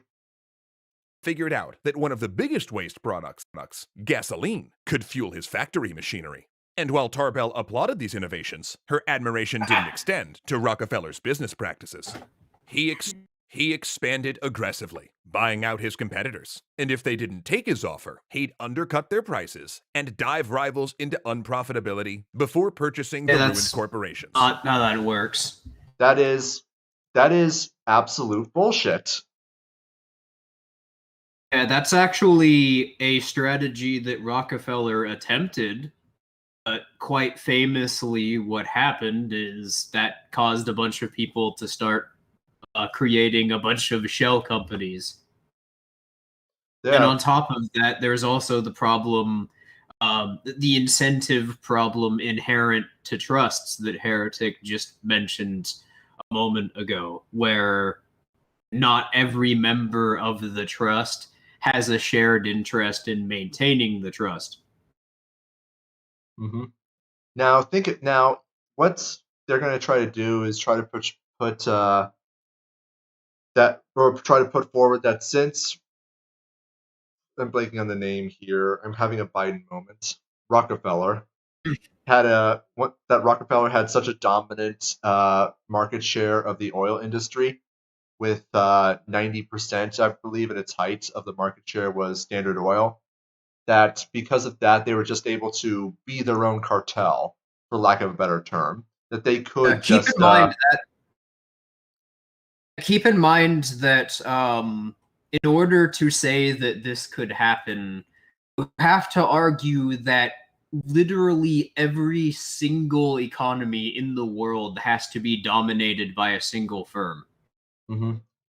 Now, with this in mind, here's the if we ignore all of the things that we described earlier, all of the government incentives and all of the government favoritism and subsidies and just various ways that the government helped facilitate Rockefeller's rise to power in business anyway, if we ignore all of that and just assume that he got 90% market share in a completely free market just by virtue of the magnificence of his business, if we just assume all of that to be true, then, even in that situation, the the cutthroat competition, which is being described earlier, still does not work because, as I've described in various other videos, particularly in a video about why the monopoly thing just does not make sense from a purely logical standpoint, if you have a very small business that has a very small market share, you have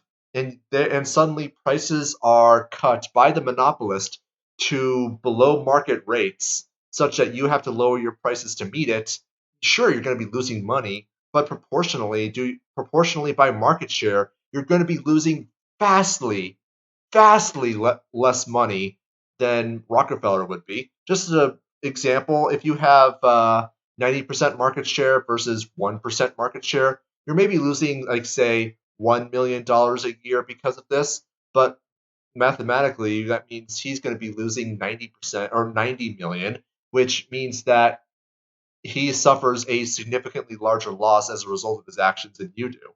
In fact, this very mechanism is what makes cutthroat competition actually extremely effective, but by competitors against the monopolists, because they can actually lower their rates to below market prices. And sure, they'll lose money, but they'll maybe lose like a couple tens of thousands of dollars, whereas monopolists will lose money in the hundreds of millions. And so that is a tremendous amount of leverage for small companies to have against monopolists. It's and the extent to which this is not only completely ignored, but also unironically put forward as though the reverse were true is just straight up manipulative and deceptive. Sure, you were taught it in government schools, but I mean, I'm having a hard time nowadays trying to come up with all the things that government schools taught me personally that weren't just straight up lies. With this in Well, to mind, add, though, like the example that you pointed out earlier, where people would just straight up create fictional companies specifically to be bought out by Rockefeller. If I recall correctly, like don't quote me on this, and I can't find the source anymore. But there was a guy in the 1900s who made his fortune just by creating three fictional shell companies that supposedly had a decent amount of oil fields, and while he did own them on paper, he didn't like actually do anything with it. And so what happened is that Rockefeller would buy him out. He would use the money to create another company, and then Rockefeller would buy him out again. And he did this three times. So yeah, this was then actually a very effective way of making money, just screwing around with Rockefeller. and we could actually add on to the criticism that you put forward of the sort of the natural monopoly argument that you did in that video a while ago, because I've actually noticed now that you're explaining it again, quite a few problems, not with your argument, but with the argument being put forward by the people defending the notion that this is how one would create a natural monopoly. There are quite a few problems. Two of them are actually conceptual problems. The first of which is obviously the fact that even if we were to grant that this was a valid argument, they would have fundamentally no explanation for how this led to a monopoly, because specifically what characterizes a monopoly is barriers to entry being erected. And that's the thing they would have to explain, is how exactly does a single firm create barriers to entry? But the other problem is that it assumes that the cash nexus is just sort of the default state of an economy. Whereas that's not actually, as we've explained earlier in this stream and in various other streams, that's not strictly true. Therefore, the idea that a firm from outside of town could even come into town and have a consistent strategy for not only out competing people in local economies they don't even know about, also trying to outcompete them so hard that they just sort of shut down their firms. There's not really a means being put forward to explain that either, and it really seems to rest upon a whole bunch of unsound assumptions about the principles of studying markets. For instance, it neglects Bolsero's law, which we were talking about on the previous stream. The more centralized a firm scaling up becomes, the less profitable it becomes. And it also, it neglects several other information problems which have been, documented extensively by various different thinkers throughout the 20th century, specifically. But if it were possible for Standard Oil to work this way, then that would mean that it would mean that the internal management hierarchy of a firm becoming more bureaucratic could somehow more efficiently convey information to different parts of the firm, which doesn't make any sense. If there are more actors, with their own unique interests, it takes more time for information to be conveyed by default. It doesn't really seem like that's a plausible explanation, that this was born out of efficiency. And that's my thinking. Anyways, I'm gonna go ahead and continue here. But Oh, sorry. okay, can I just say one last thing? Sure. The best possible argument that you can make against these statists who attempt to argue for the existence of natural monopolies, even in all of the arguments as they present them, that's the one thing that I've come to notice, and I think that's probably the most important point to hit them on, is their explanation for how this would happen. They don't really have a coherent one, even in their own theories, even as they sort of propose these models for how this would supposedly happen. There are, the way in which that is carried out in the models as they propose them. They don't even really see it. It always relies on things like cutthroat business tactics. Don't really describe any specific actions taken by the firm, but could be used, are vague enough that they could sort of, I guess, fool glue eaters into thinking that counts as a citation. But if they don't even, it's not even really a clearly thought out idea, so you don't even really need to entertain the scenarios that they're creating. You just point to how what they're suggesting doesn't make any sense, and you shut down the discussion pretty quickly. I wouldn't be surprised. Ideally, you shouldn't want to shut down the discussion. You should more aim to show people who are concerned about monopolies how monopolies are exclusively not just a product of state power, but how the state's expression of power onto society itself is a type of monopoly. I mean, considering that journalism, especially at the time, was just full of just straight up lies and deception. I would not be surprised in the least bit if this thing that's being described here was actually something that was written in this article what's her name was writing, but she just straight up made it up, just simply because of all the logical problems that become blatantly apparent with even Remember cursory examination. Remember the article that published the article she wrote was owned by a business partner of Rockefeller. So no, there absolutely was no incentive that they would have in making his business model look hyper efficient. Anyways, continuing. And this was a thing he didn't just do to rivals, but also friends who'd helped him get started in business.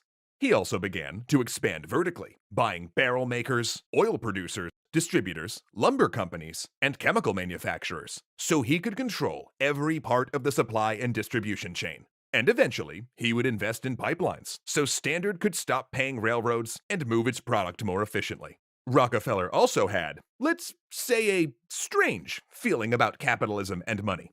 He looked on his mission to expand Standard as almost a divine calling. In his mind, he was making the oil market more efficient and costs lower. He treated employees well and rewarded those who took his buyouts. But if because he said so. I'm sorry? Of course, these are all the things that he did because that's how he felt about what he did. That's actually how the argument's being framed here.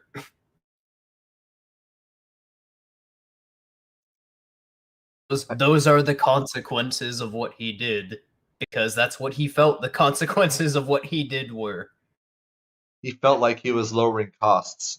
He felt like he was making oil cheaper and more available. He felt like making pipelines so he didn't have to pay for railroads. He could just have oil. He could just have oil move where he wanted it, and he just felt like that's where it is, as opposed to Ida, what's her name's verifiable facts. A heretic. That's just what he felt like doing. So stop asking questions because the science is settled. He felt like that's what he was doing because we're operating around the standard of proof. That is the standard of proof of feelings. Mm-hmm. Well, there's got to be a less clunky way of saying that, but well, yeah. Here's the simplest way I can think of putting it. Rockefeller was operating on the basis of feels, whereas Ida, what's her name, was operating on the basis of verifiable facts.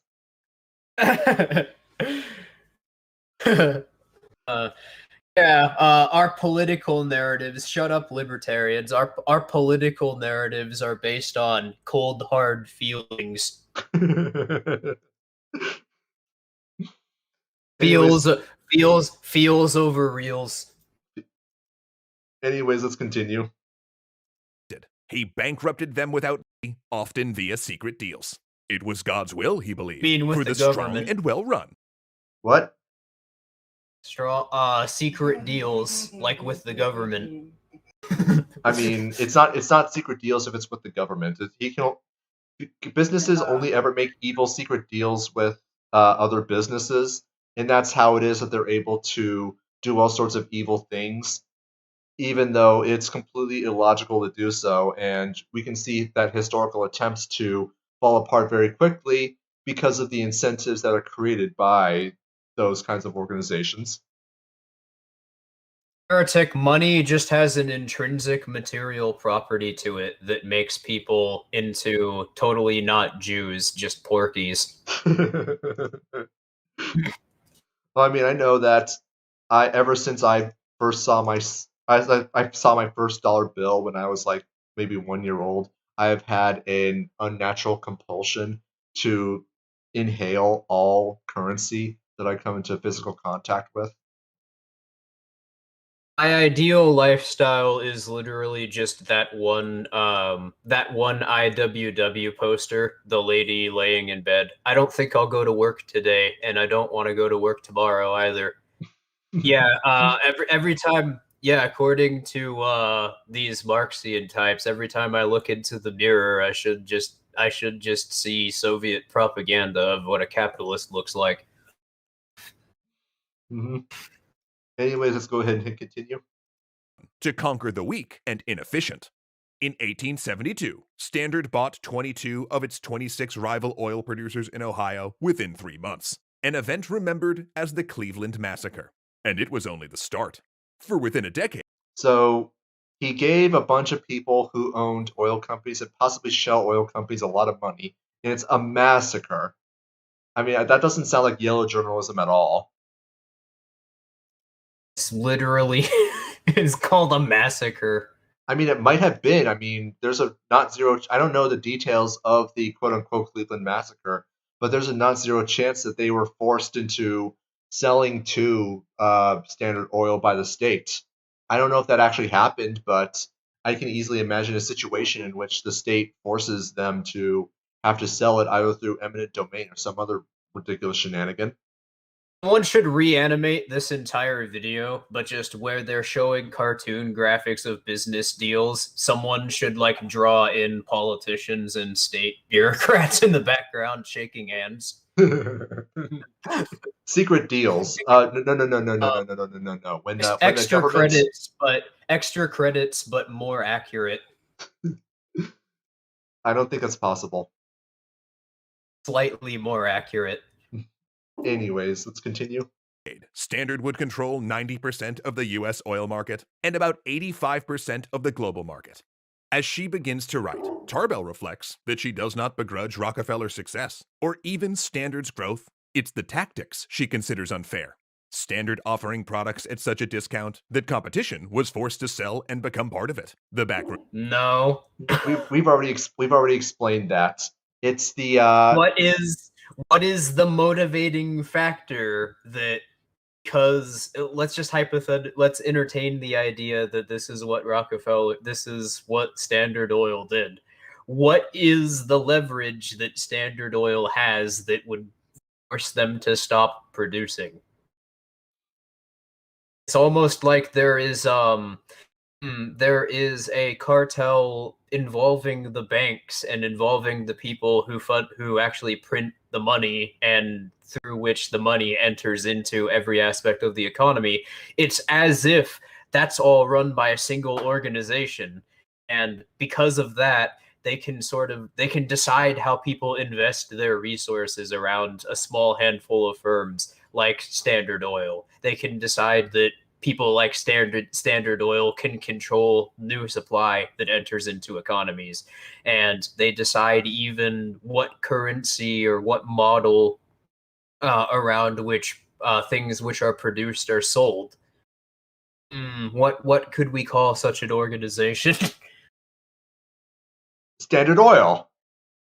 It's just Standard Oil. They're the ones doing it all. Mm-hmm. Remember when Standard Oil printed the dollar? Yes. And somehow they managed to get everybody trading with the dollar without using coercive barriers to entry. Yes, I mean, I'm pretty sure everyone here has heard of the term petrodollar before. Why do you think they call it the petrodollar? Because Standard Oil. It's all connected. All right. Standard Oil has always been pulling the strings from behind the scenes. We were just too blind to realize it. Wasn't the government? It's literally everybody but state actors. Mm-hmm. Always. No matter what and who, it's never state actors. This whole video is, of course, just Schrodinger's statism from the very beginning, and you're going to see a bit more of that as time goes on. So, anyways, any argument which starts from the assumption that it's valid to argue natural monopolies exist is going to have a little bit of Schrodinger statism in it. A video that has that premise in it. All of them are always going to have that. The argue because that argument entails that barriers to entry which exist in modern society had the conditions they created had nothing to do with barriers to entry. So literally just by the premise there's a natural monopoly, you know that some part of that argument is going to entail Schrodinger statism. Mm-hmm. Anyways, let's go ahead and hit continue. Deals, bribery of public officials, tactics like the South Improvement Company. Oh, the bribery of politicians. Okay, so it's not, the leverage flowing down from the state actors. It's again Rockefeller inexplicably just I don't know, charming them. Or how about actually already having arrangements with them, maybe through, I don't know, the Morgan Banking Company hasn't. We're more than halfway through the video, and they haven't even been mentioned once, despite the fact that they're They're probably not going to be. crap. Let's just be real. I think I'm getting more. I think Morgan was Teddy Roosevelt's guy, not Rockefeller's. I forget which Not bank, Rockefellers. I forget which banking dynasty was associated with the Rockefellers. I know it wasn't the Rothschilds. I don't think it was the Rothschilds. Well, Rothschilds were associated, but maybe not the major partner. Mm-hmm. And anyways, let's go ahead and continue. In order to facilitate the secret deal between Standard and the railroad companies that put her father out of business, she finds a book about. Hold on a second. That actually might be important there. The entity formed in order to facilitate the secret deal between Standard and the railroad companies that put her father out of business. She ordered. So the Southern Improvement Company was ordered. What organization do you know that can order a private entity to do something with their own resources? Standard Oil, obviously. Only Standard Oil can do that, of course. Naturally. They just have the ability. They literally have God on their side. You heard them earlier, so yeah, they can just order them to do things. That's how that works. I think. Maybe, probably not. Anyways, she finds a book about Pennsylvania's investigation of the deal in the New York Public Library, the only remaining copy after Standard destroyed the rest. She gathers details from legislative minutes and lawsuits, turning rumor into fact, forming a picture of the Southern Improvement Scheme, and uncovering evidence that even after the deal fell apart, Standard continued to collude with the railroads to get anti-competitive rebates on shipping its products. But yeah, we've talked about that thing with the railroads before, how they were cartelized by the United States government, and how if you were able to get any special rebates at all, the only reason that those rebates were able to hold is because of cartelization. Without the cartelization, that whole thing just would never have worked. Yeah, literally, if the state was not creating these barriers to entry, they would have to economize differently because these entire models would not be sustainable. Mm-hmm.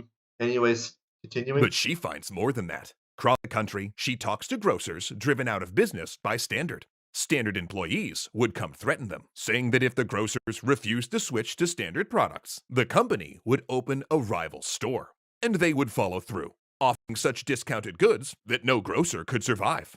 She also charted how someone opening up a store next to yours, that's an incentive for you to close down your stores in a market free of intervention.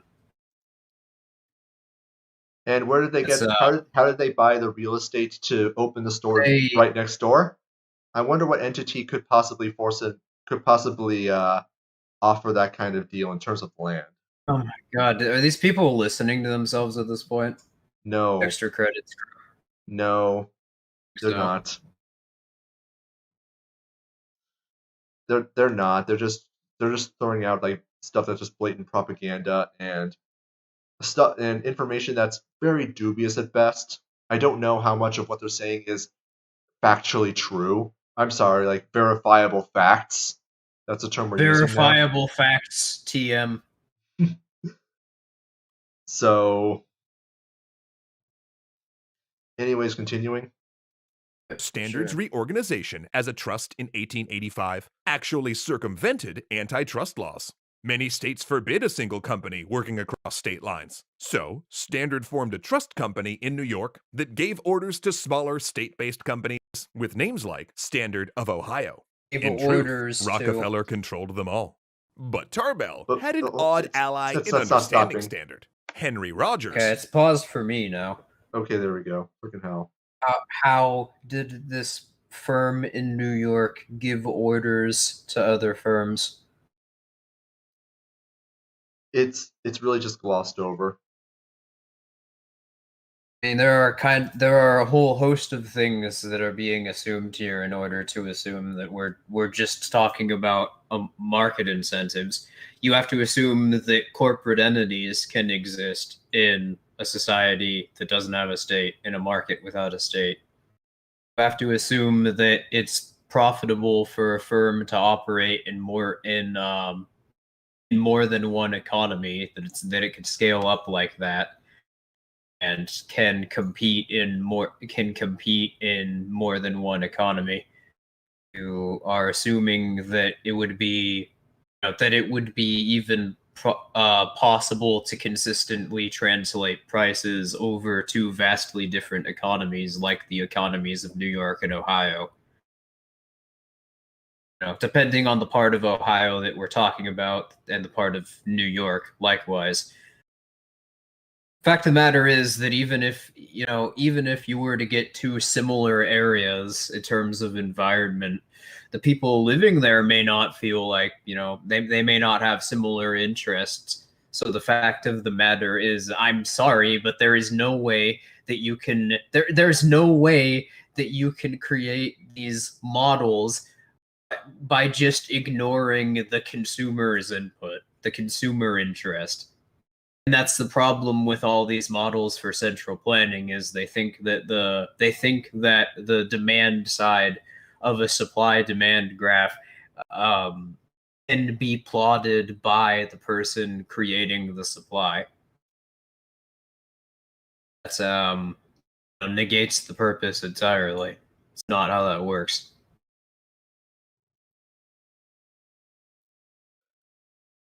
Don't really have anything to really add to that.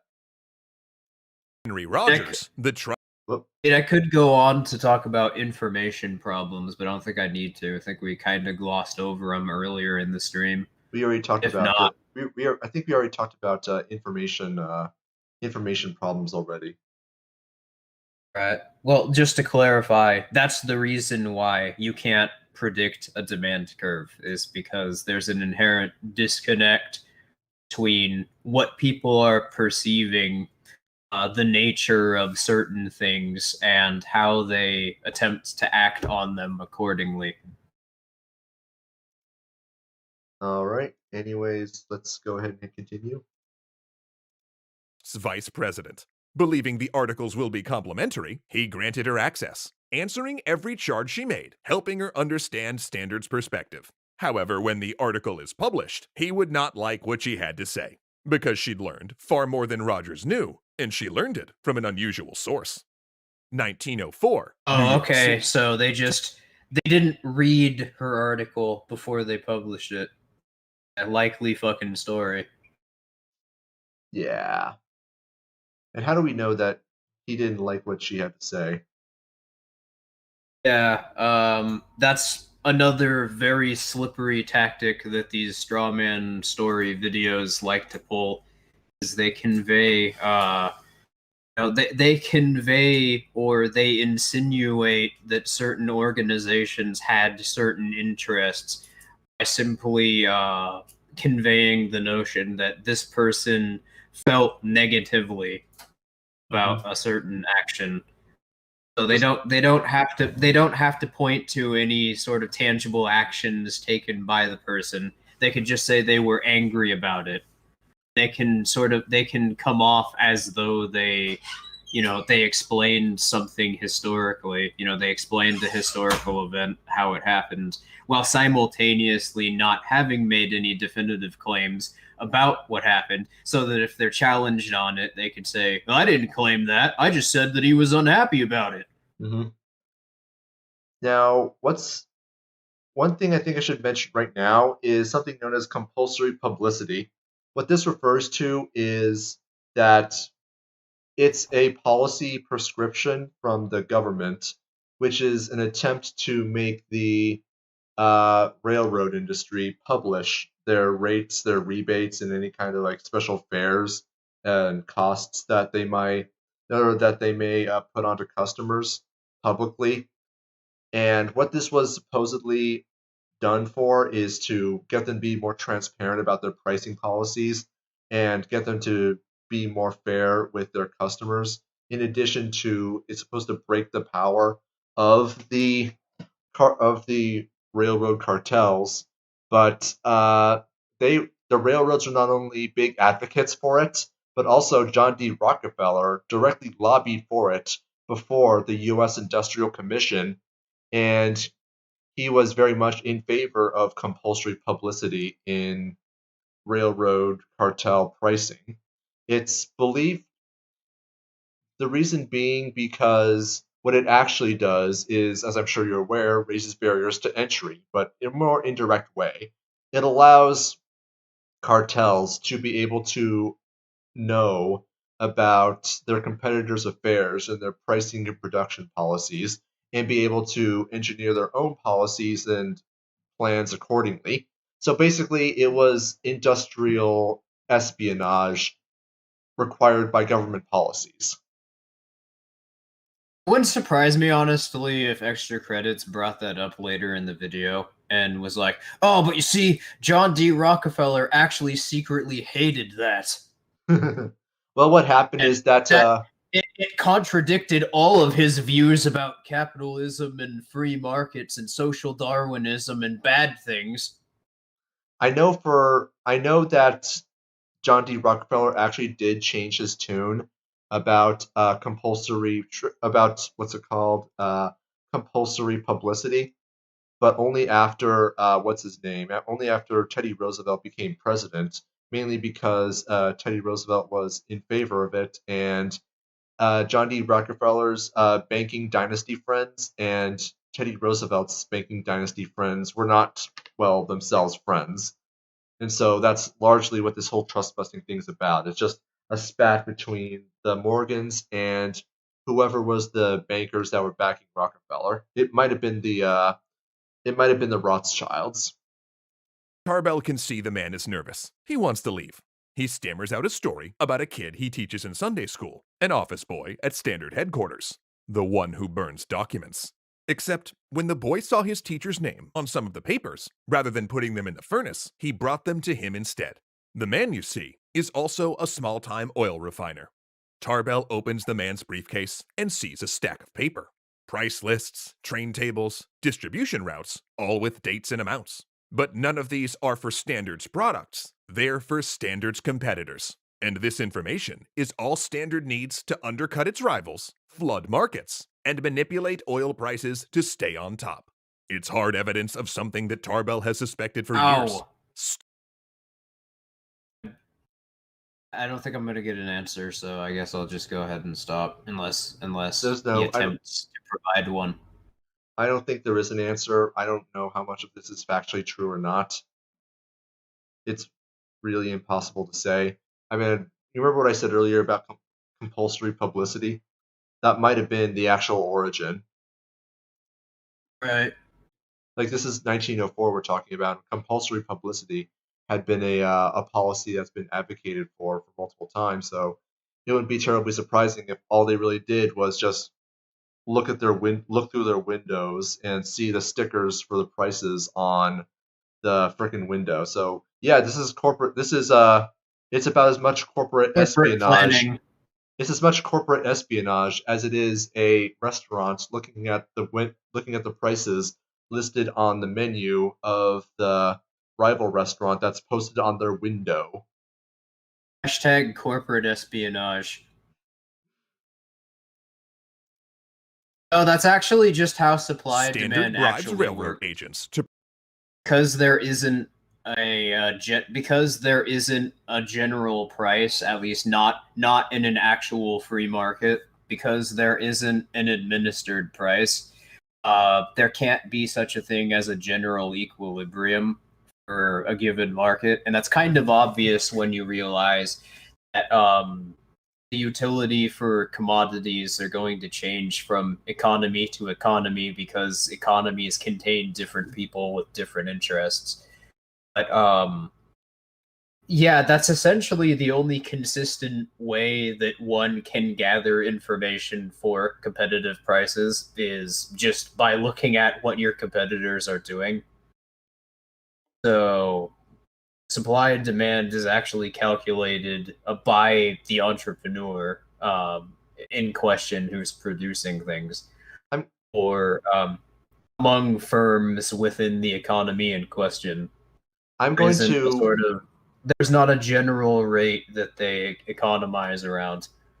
I'm going to hazard a guess as to what happened, and that is that she actually did come across this information in the possession of Standard Oil, and could reasonably make the case that they had either acquired it illegitimately or just simply had it because I don't know the information was published or the information was publicly available. And But so I what was she so hold on a second.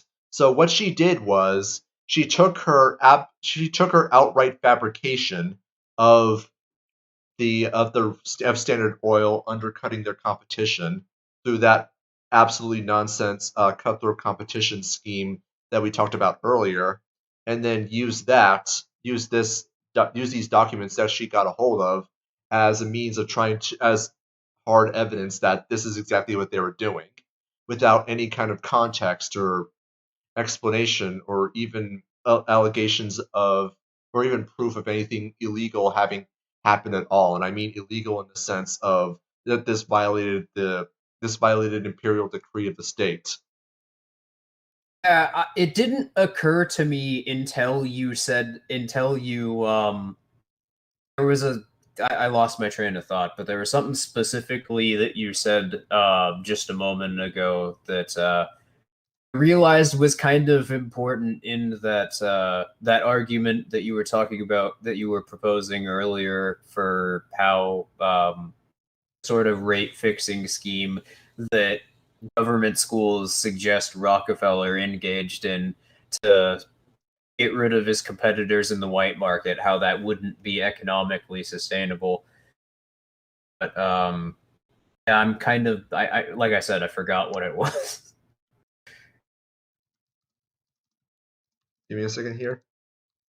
Yeah. And yeah, Um this is why I think that's my theory as to what I think happened. She outright fabricated the story. She probably did get this information, and this is sort of factual. However, the idea of industrial espionage is dubious at best. And then she took that information and just assumed that this is what was happening, that he was engaging in Okay, I cutthroat remembered what I competition. was. Yeah, I remembered what I was gonna say now. What I was gonna say now is the other problem with that argument is that it assumes that things like price gouging actually exist, and that's literally just describing. That's just describing market pricing. Hmm. It's Now, not like that's just trading around. It's just trading around a competitive market. Granted, both producers and consumers in a truly free society, if they all had the same leverage over themselves and their resources, which they would have by default because political institutions don't exist anymore. If everybody has the same leverage over themselves and their ability to obtain more resources, and how is it even feasible to say that a situation like that could happen? It's truly dependent on the firm, um, what they're considering to be profitable, because the purchasing power of resources have increased so much because there are so many things you can do with them in the absence of barriers to entry. You can just network with people creating, listings for a speculative project that they would like to create or whatever. So it's there are a whole host of things that are assumed in all of these trust arguments or these robber baron arguments, and all of them in some way rely on either uh, the state intervention having been involved at some point or the cash nexus, which I mean, when actual monopolies have been created.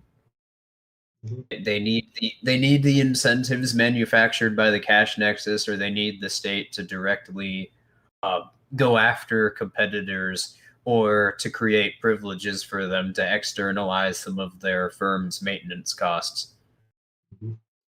Anyways, let's But go ahead. anyway, Let's hit continue.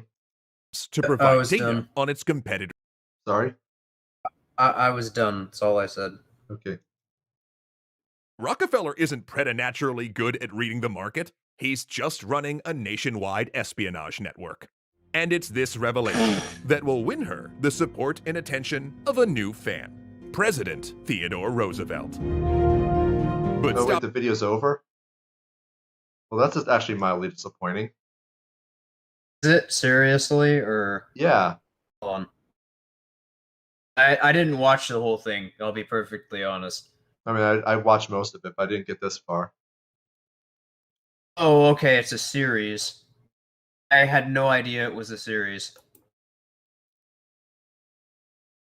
We might have to actually do a response to these as a video in order to cover all of it. I'm going Or to be we might completely have. honest, I really don't want to. I perfectly understand that. I'm in the same boat. Honestly, I have no interest in doing that whatsoever. I'm still But trying to.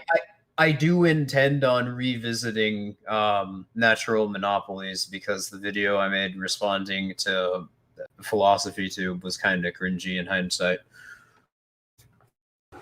But yeah, I mean, this is pretty much the end of the video right now. All right. So let's see here. Anything else you wanted to say about this? Not really, other than I'm glad that it's over, and I'm glad that the tide is starting to turn against this type of thinking, just because of how insane political narratives are becoming. It's getting to the point where like there's just it's getting positively ridiculous. I mean, you're at the point now where like we're in the era, the progressive era, which was notorious for journalists just making shit up.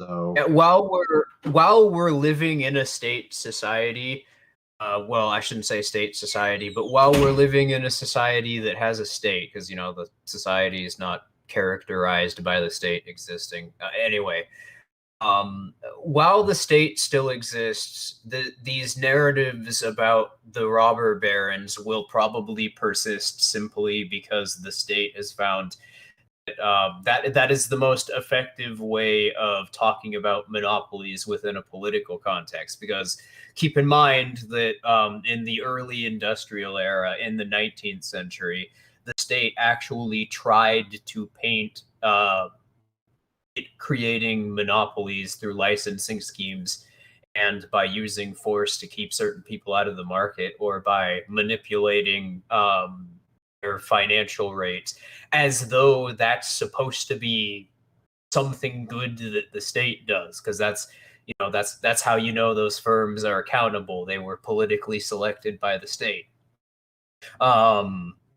Yeah, while they were arguing that position, free market anarchists were gaining a lot of traction, even when they were just publishing periodicals like Boston, because the argument was just, the free market argument, the libertarian argument at the time, which was uniformly essentially a prototype for what's now called left Rothbardianism.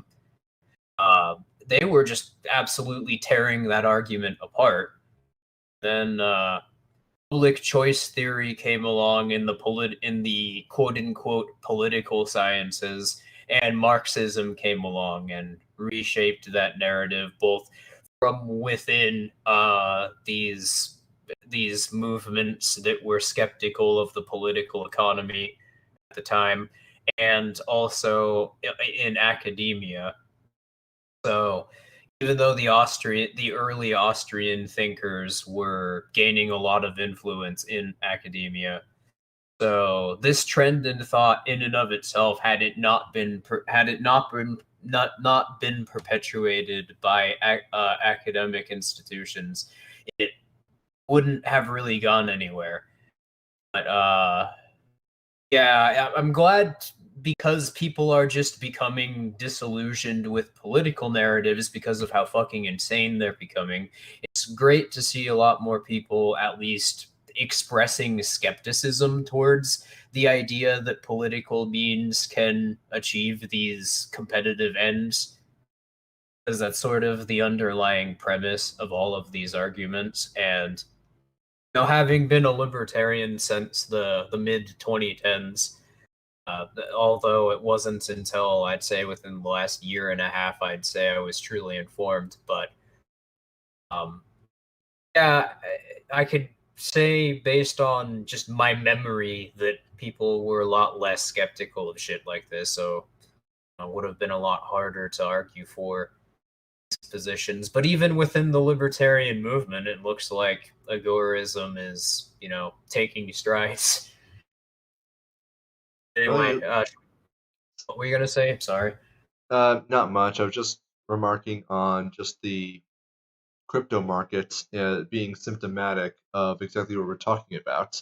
You have a lot of people who are finding that there are a lot of viable alternatives to state cartels and state dominion over every aspect of their lives, and finding and discovering these tools for themselves as well as the utility for them. And with this, you know that the state is trying to crack down. However, it's backfiring quite hilariously in certain ways. Like, I'm pretty sure you've heard that central bank has, Nigeria's government and central banks are trying to ban cryptocurrency, but the result has been that Nigeria is now has some of the most Bitcoin traffic in the world right now. It's like what happens every time one of these dumbass smaller governments tries to ban cryptocurrency.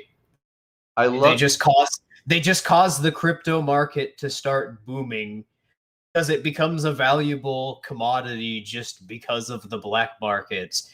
And then everybody starts downloading crypto wallets because of how valuable it is, and there's not really any way the state could stop them from doing that. that's why I'm kind of taking a different attitude than some when I hear that the United States government's considering banning cryptocurrency. I just look at my wallet. I've never taken that as a threat.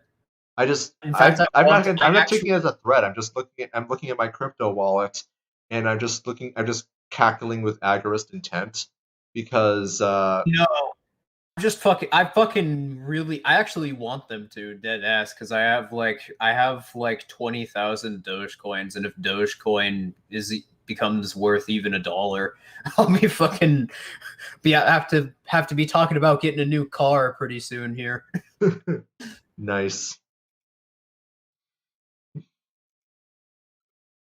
So, anyways, yeah, I think that's the end of the stream. Don't really have much else to talk about. Are we gonna be doing a follow-up stream for that particular video, or unless something juicier comes up? I suppose I we'll don't keep it know. unless something juicier comes up, I suppose we'll keep it on standby for next week's stream.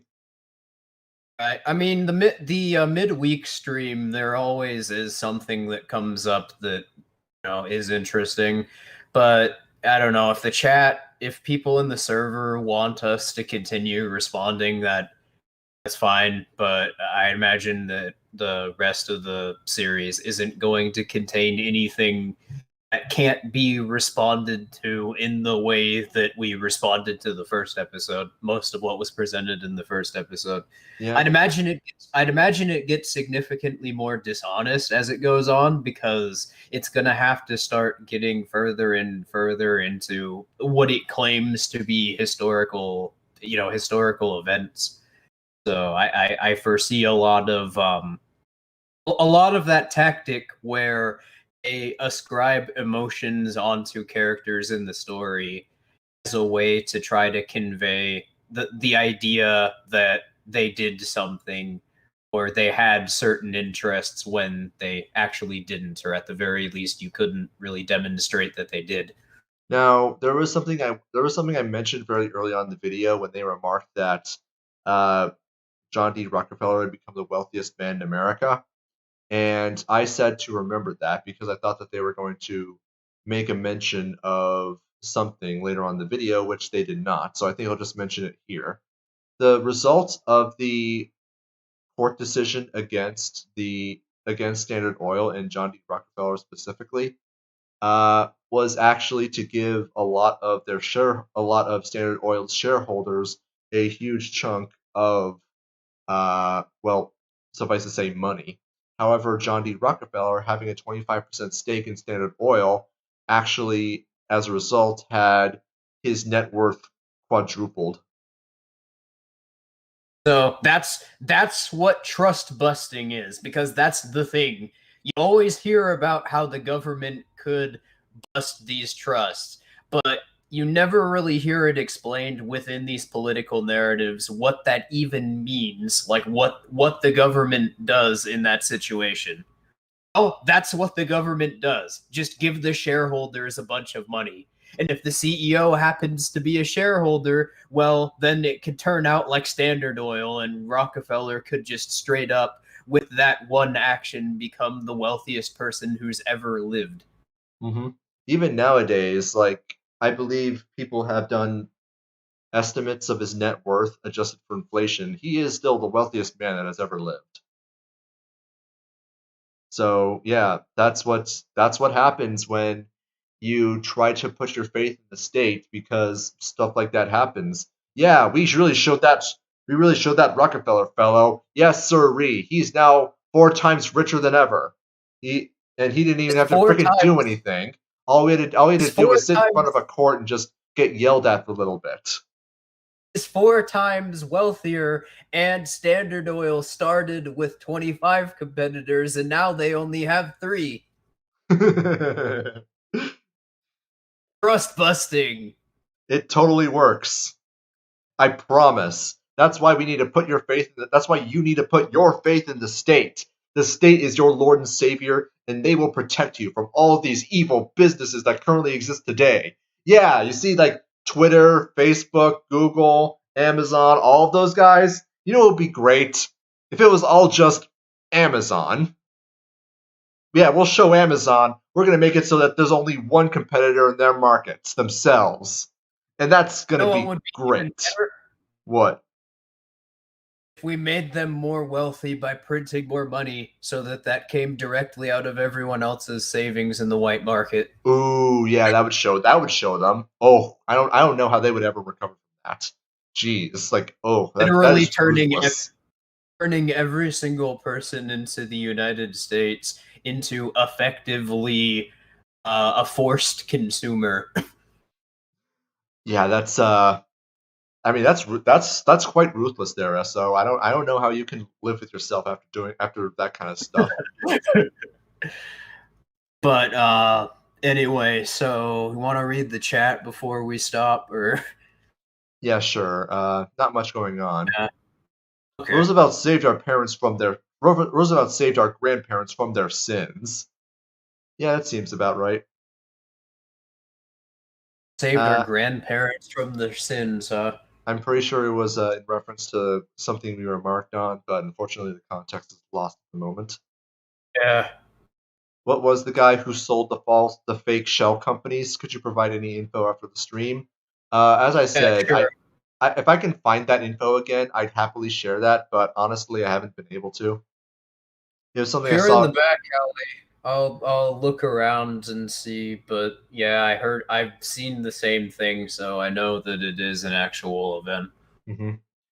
And of course, you have the various other examples of things people have done to completely undermine the attempts by other businesses to or by certain monopolies to undermine their competition through predatory pricing. You have the classic example of the Dow Chemical Company, who bought their competitor's product at their loss and then resold it for a profit. All you have to do is just resell it for slightly more than its cost, even if it's still below market, and bam, you win. You don't even have you don't even have to worry about your actual costs of production, since your cost of production basically means just buy product from your competitor. And there isn't a centralized financial system anymore, and there also isn't a centralized server infrastructure. So you can just make an upper middle. What's the modern equivalent of an upper middle class living by just mining cryptocurrency on your computer? Mm-hmm. Now, hold on a second. Don't you guys remember how it was before the government stepped into the economy? No. I mean, that was like before the agricultural revolution. So that's Honestly, even if you were born at the turn of the agricultural revolution, what you're coming from at that point is feudalism. no. The agricultural revolution, like well before feudalism, Oh, right. like the You're Neolithic not. era. Yeah. Okay. You're not talking about the Enclosure Act. Okay. No, I'm talking about like the transition from the I'm talking about the transition from like the Stone Age into the Iron Age, or into the into the I Bronze thought we Age. were talking. I'm sorry. I thought we were talking about the industrial era politics, but No, not yet. yeah, kind of going back to the point where it's kind of dubious whether or not there really would have been politics at the time.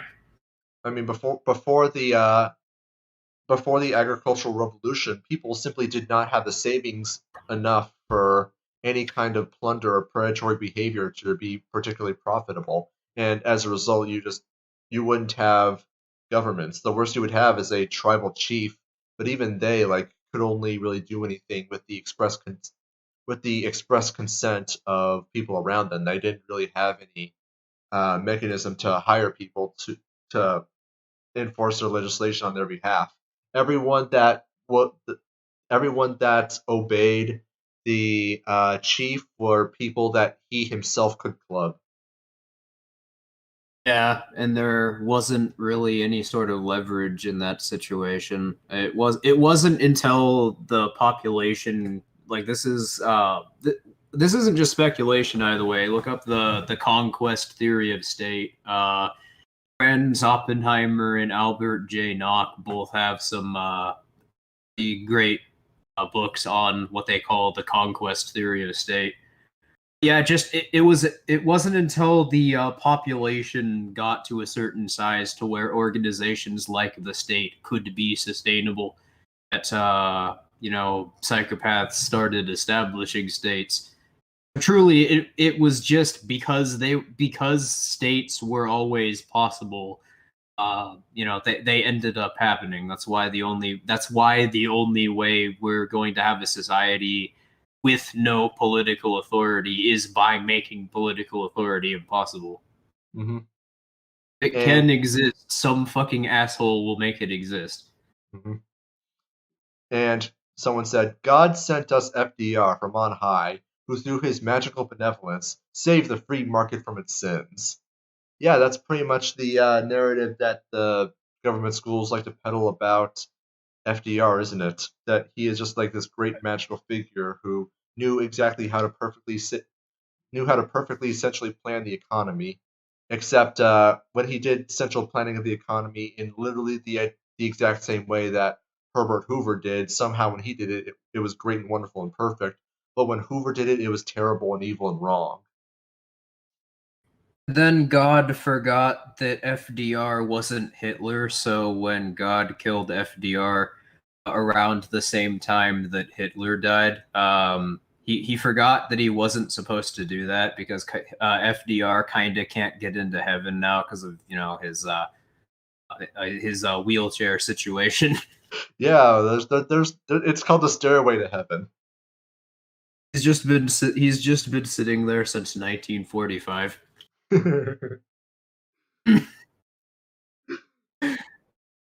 And he's still trying to figure out if marrying your cousin disqualifies you from entering heaven, which is something, unfortunately, I don't think he'll ever figure out.